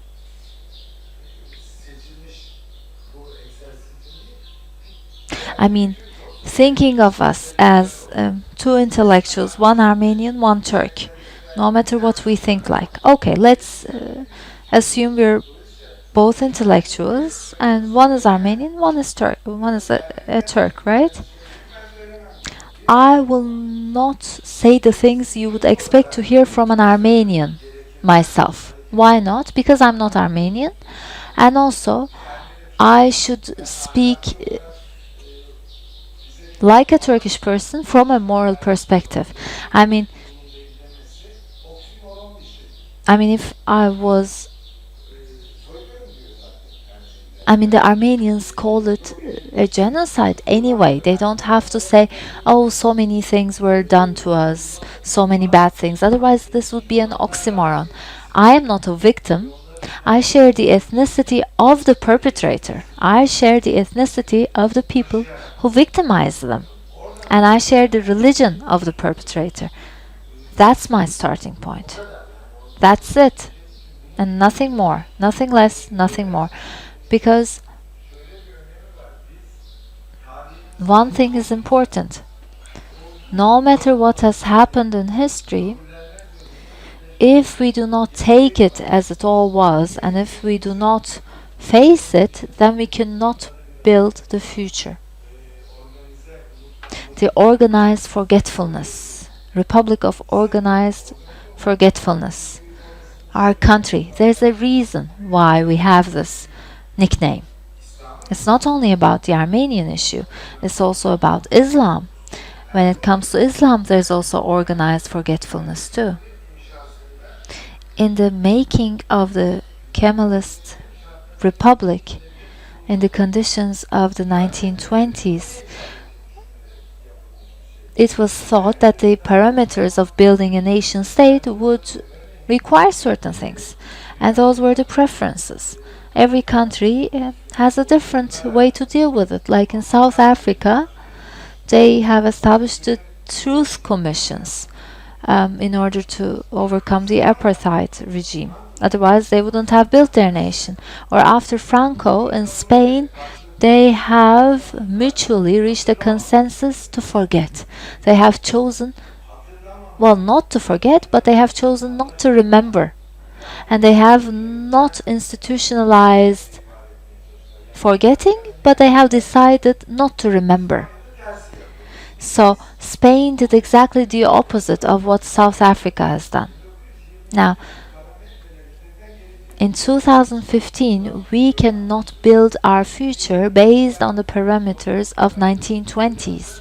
If we're going to make our way into the developed countries, by the way, we're standing on the door of the EU, mind you.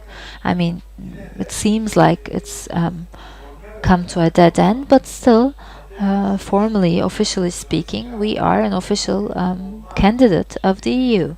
So we also have a perspective of becoming a full member to the EU. We have not, at least officially, given up on our aspiration to become part of the EU. And this is not possible if you have not faced the history. Without coming to terms with the past, we cannot possibly build the future. And again, 1915 and the Armenian genocide is again sitting in front of us. Without solving that, we cannot solve the Kurdish issue. Because if we're going to establish a multicultural society, a pluralistic society, if we're going to move out of the nation state template of the 1920s, we need to make this happen. So it's not only a moral perspective, but also a functional perspective as such. Speaking about the legal perspective, it's very closely linked with the moral approach, actually. 1948 is the date of the UN Convention on Genocide. Raphael Lemkin, who wrote the convention, is the first person to have articulated this word. It's Lemkin's coinage of the word genocide. And he was a young law student, and he was interested in the subject matter during Talat Pasha, while so many Armenians were killed, and Talat Pasha was the responsible person for having killed more than 1 million Armenians. So he's going to be tried, right, and probably be sentenced to aggravated prison, right? But if this is really the case, if he's really in charge of 1 million people's death, then why is this not a remedy? And you might know Lemkin says this, and Lemkin uses the word genocide back in 1944, and then he is given the duty to write the convention. And he writes it so that 1915 events are genocide. I mean, they cannot be thought of otherwise.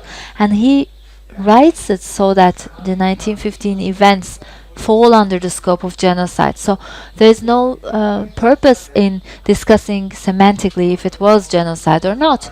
Well, the person who coined the word genocide wrote the Convention on Genocide, and he wrote it because of what has happened after the great catastrophe anyway. But then there's one thing about it. Korktuğu gibi eğer soykırım olduğu kabullenilirse It's not revocable. So if you accept that this was indeed a genocide, we will not be punished as the perpetrators of genocide, because this does not apply to a pastime. But then what is the issue then? So Turkey would not pay any reparations whatsoever according to the convention. But there are some court cases seen in the US courts, like they take the title deed or the history, the past title deeds of a confiscated property, take it to the court and file a court case. In Brussels, this was also mentioned.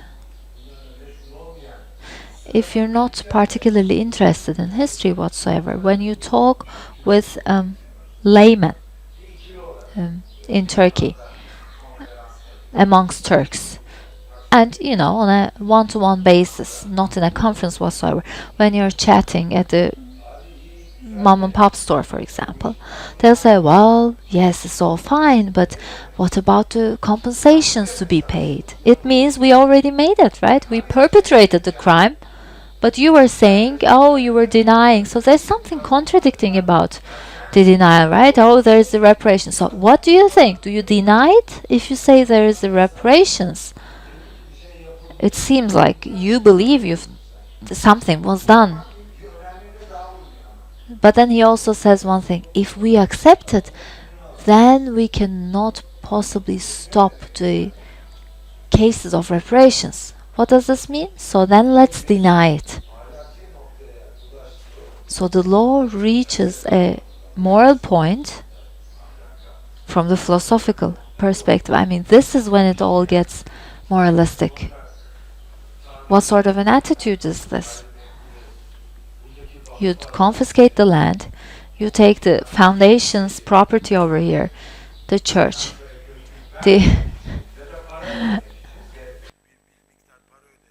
the presidential palace, etc. Just because we do not want to give those back, we should deny it, because otherwise we can't stop it. No, of course, legally speaking, what needs to be done should be done. And to really come to terms with the past, what is the diaspora?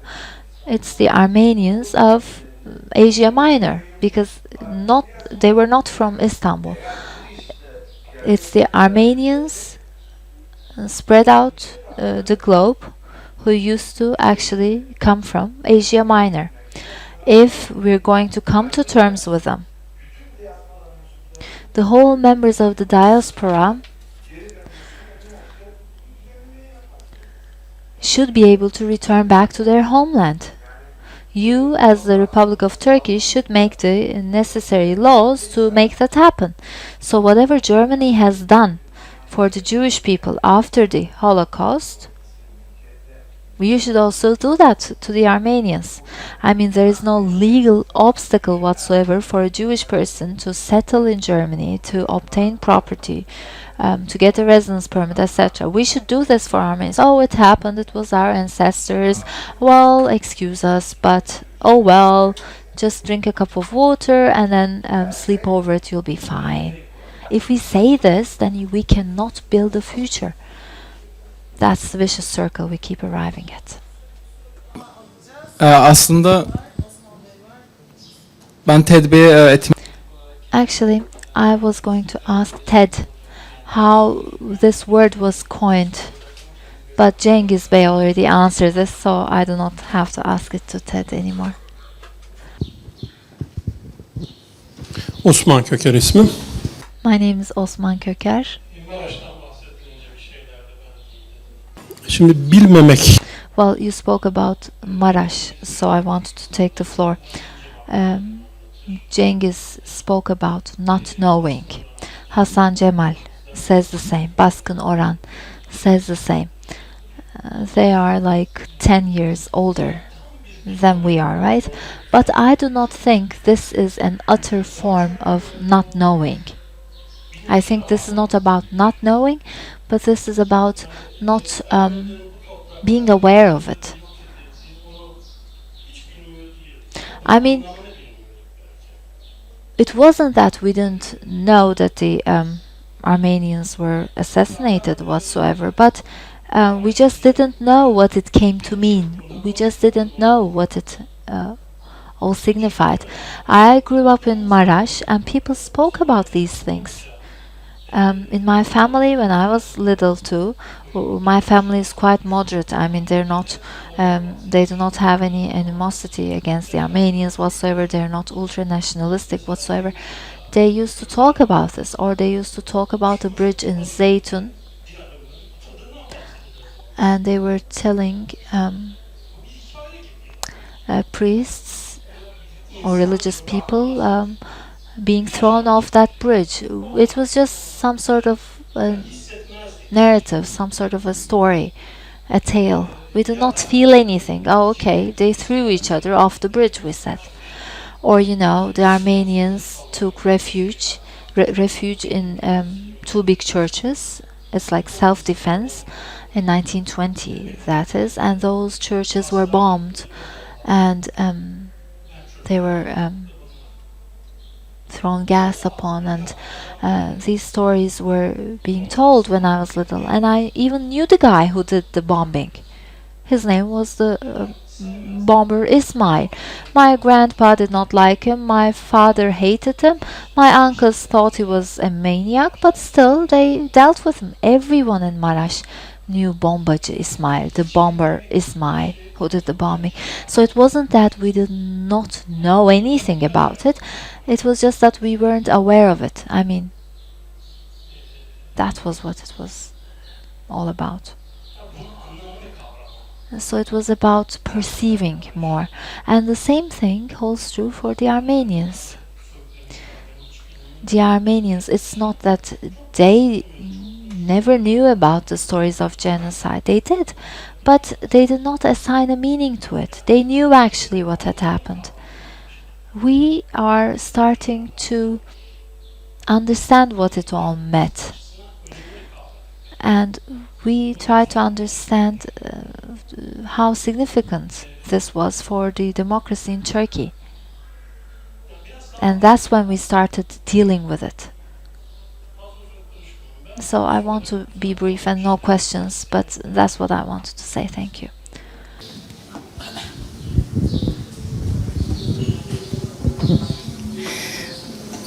Merhaba, Melis Behlil ben. İki konuda görüş. Hi, my name is Melis. I'd like to ask you two questions. If you'd like, both of you can answer these questions. One of them is the following. Yes, well, speaking of Armenia, Turkey, and the borders.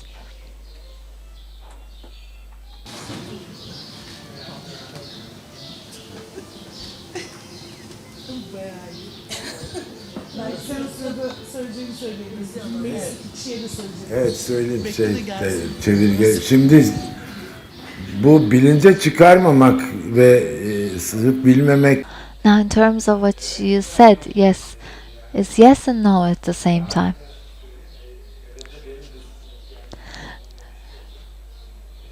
And I'll make an addition. I spoke about this in Brussels too. Asia Minor obviously knew about this. When I said to know, I mean the sophisticated, well-educated people of the big cities. That's what I meant. People like you and I, people who studied at good schools. It wasn't in the textbooks and people did not talk about it.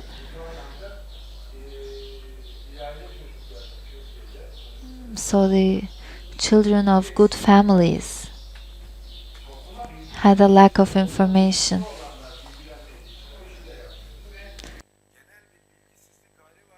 So there was a general lack of information.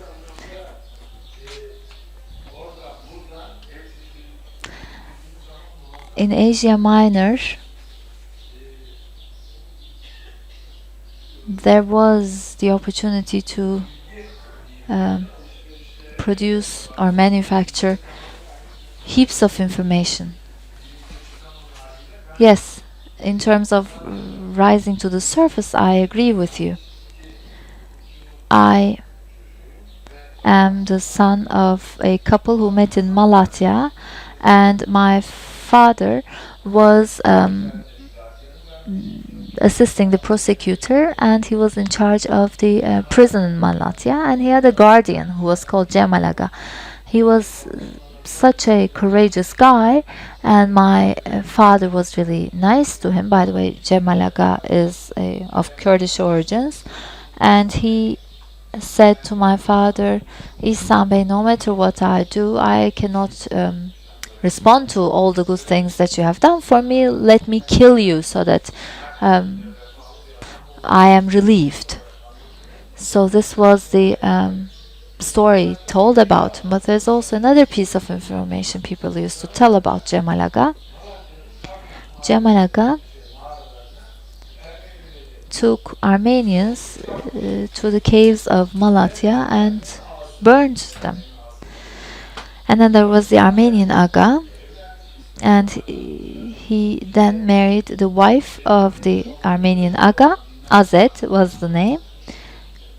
And I've seen him too, but I don't remember. And so brother was the son of Cemal Aga and Azet. So I was wondering how Cemal made this. Well, he took the people in the caves and burned them, and then married the wife of the Armenian Aga, and also had a son who was a very great person. Even as a child, I used to listen to it like a fantastic story, because Cemal Aga was really great. He was really fidel to our family, really loyal to our family, really brave. He is married, has a great child, but then marries to the ex-wife of an Armenian Aga, because he killed the Armenians in the caves. It sounds even more fantastic than the stories of Marquez. But I never say to myself, well, what is this atrocity all about? What are you talking about? This is a massacre. Why has this happened? What was behind it, etc. Those questions were not triggered. It sounded just like a story, mere story. Had it been nourished with a single crumble of information to be found in the textbooks, then I could have followed it. But there was no such thing. At the Mount Nemrut, we used to go to a restaurant, and Kurdish friends were taking me, and they said, well, we call this the bloody river in the region. And I said, why? Well, I don't know, it's just the way it's called, and by the way, there is no river. It has dried up. That's what the people named it. And then I said, well, were there any Armenians? And then, oh yes, they said there were many Armenians. Probably that's the reason why it was called the Bloody River. So there are such names and places all around Anatolia, and they all have a story. And just like what you're saying in Marash, there are people who tell these things too. So it's all scattered anecdotes. And just like you're saying, they do not rise to the surface of consciousness. You're right. Okay, so I have two questions very briefly. One is about the foreign dynamics and internal dynamics, and how Turkey and Armenia relations are with Azerbaijan. That's my first question. Number two is Nancy Krakorian talks about co-resistance instead of dialogue, and how the Turks should convince their others because I do not want to convince them. What do you think about these two issues, please?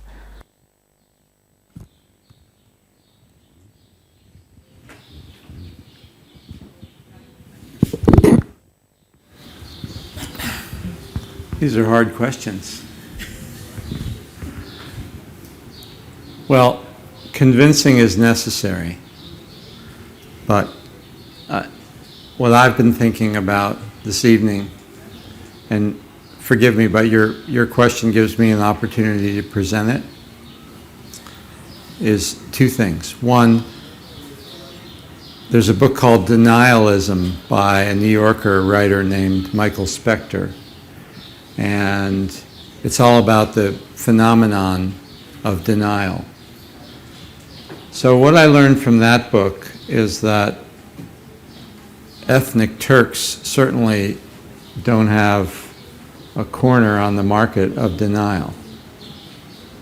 Denial is a human condition, and it arises when we have to face things that are unpleasant and not in our self-interest. So for many people, that is a natural response. That's one thing. So I think we can't blame Turkey for that in the same way that if we understand the scope of denial on many different levels in our society, it enables us to convince them in a different way. Not that there is something wrong with them, but perhaps they're lacking information. So there's a pejorative connotation to denial which is not always deserved. That's one thing. And the other thing which your question gives me an opportunity to say is that I think for Armenians, and I can speak for myself, there is doing, that is our everyday activities, and then there is feeling, that is our emotions, and then there is thinking, and at the core is being. And I think Armenians, many Armenians, myself included, have been robbed of that opportunity to be in our lifetime, because we're so preoccupied by this history and by this vengeance that, especially at a young age, that it keeps us at a more superficial level where we're just engaged in activities related to the genocide without ever getting down to the core of being Armenian or being human, as it were. So I think it's a really profound subject because it speaks to so many things in the human condition, and in a way it's a case study for how not to be human on both sides.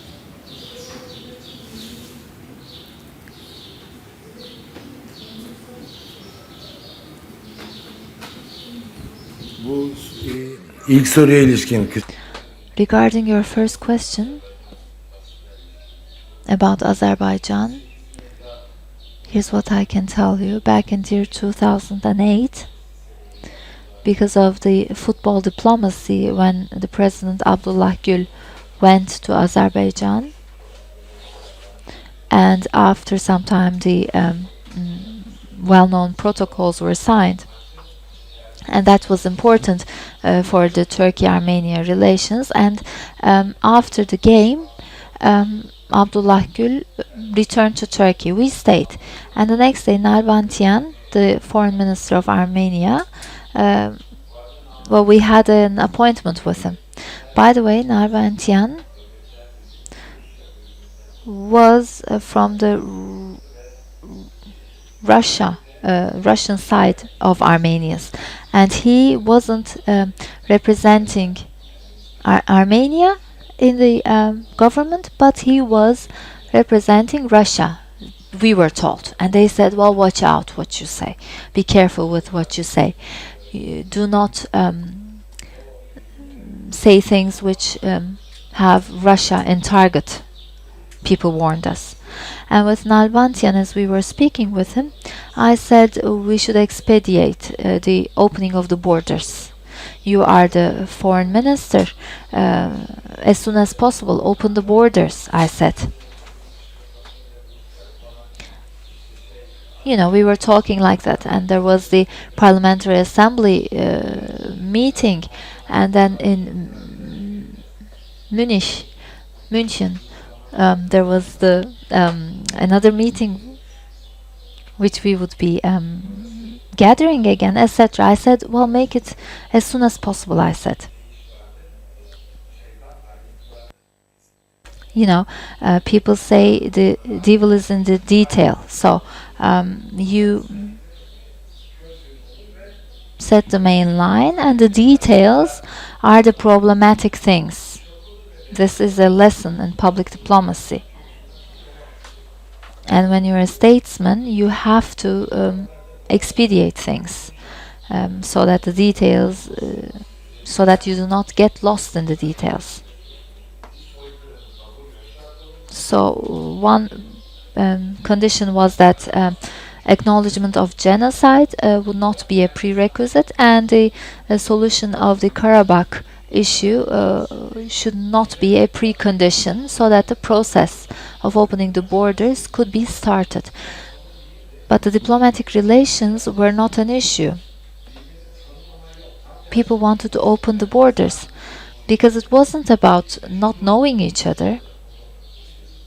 Actually, Turkey recognizes Armenia, and Armenia recognizes Turkey. So the issue was that there were no ambassadors. So diplomatically speaking, there was a recognition. Sending an ambassador is different than recognition at the state level. There was state recognition. There were even airline chartered flights, and there was only no land connection between the two countries. And because of the Karabakh issue, after 1993, it was officially closed. And before 1993, it wasn't officially closed. It wasn't functional, yes, but it wasn't officially closed. So opening up of these borders as soon as possible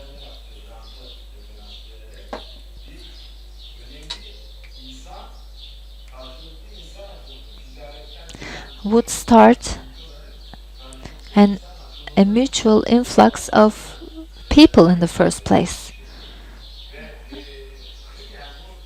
The aim was not trade whatsoever. I said you should act upon your feet. You should be really quick, and then otherwise nothing will happen, and nothing happened.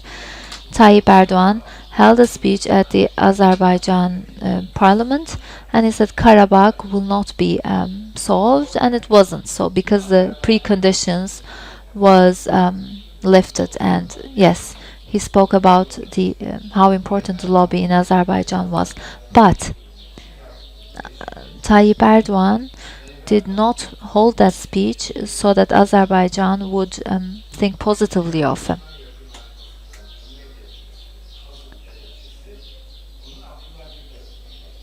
He wanted to stop the mending process because Abdullah Gül had started actually the building of the ties. And people who know diplomacy will know that this is very much possible. But Azerbaijan is a phenomenon, is a problem, and there's a strong lobby for Azerbaijan. How can we overcome this problem?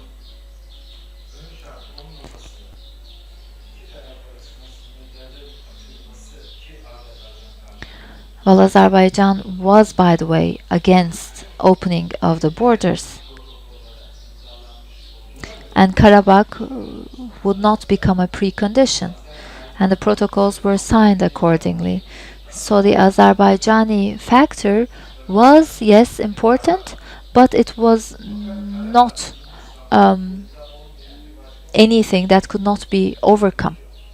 But then there was the Russian factor. Russia is very important for the powers in Caucasia, after Ukraine particularly. As long as Russia, Ukraine and Syria, as long as Russia is party to the conflict, the Karabakh issue cannot be solved without Russia, and you cannot solve this problem without Russia wanting to solve it. So if we say it's all about the acknowledgement of the genocide and the Karabakh problem, nothing will happen between Turkey and Armenia. If these two are the preconditions, we will not see 1 millimeter of rapprochement even. However, without these two preconditions, things can go forward. Okay, I won't answer the second part of your question. I guess Ted has answered that second part. Çok teşekkür ederiz. Thank you very much. We have taken a lot of time. We'd like to thank Cengiz Çandar and Ted Bogosyan on behalf of Sivilitas and Anadolu Kültür. Hopefully we'll repeat this in Yerevan in the near future. Climbing the mountain is part of normalizing the relationship between Armenia and Turkey. Is being supported by the EU. We'd like to thank our interpreters. They're very exhausted, and the team of Sivilitas is also broadcasting live on the web. So it was 1,500 people watching in Brussels. Probably is much more here. Now, it's important that these talks continue, and everyone that we meet, just like Tuba Çandar has said, every one person is like a tick. I've met one more person, because this is how the healing will take place. We can have some drinks over here so that our conversation continue. Thank you very much once again.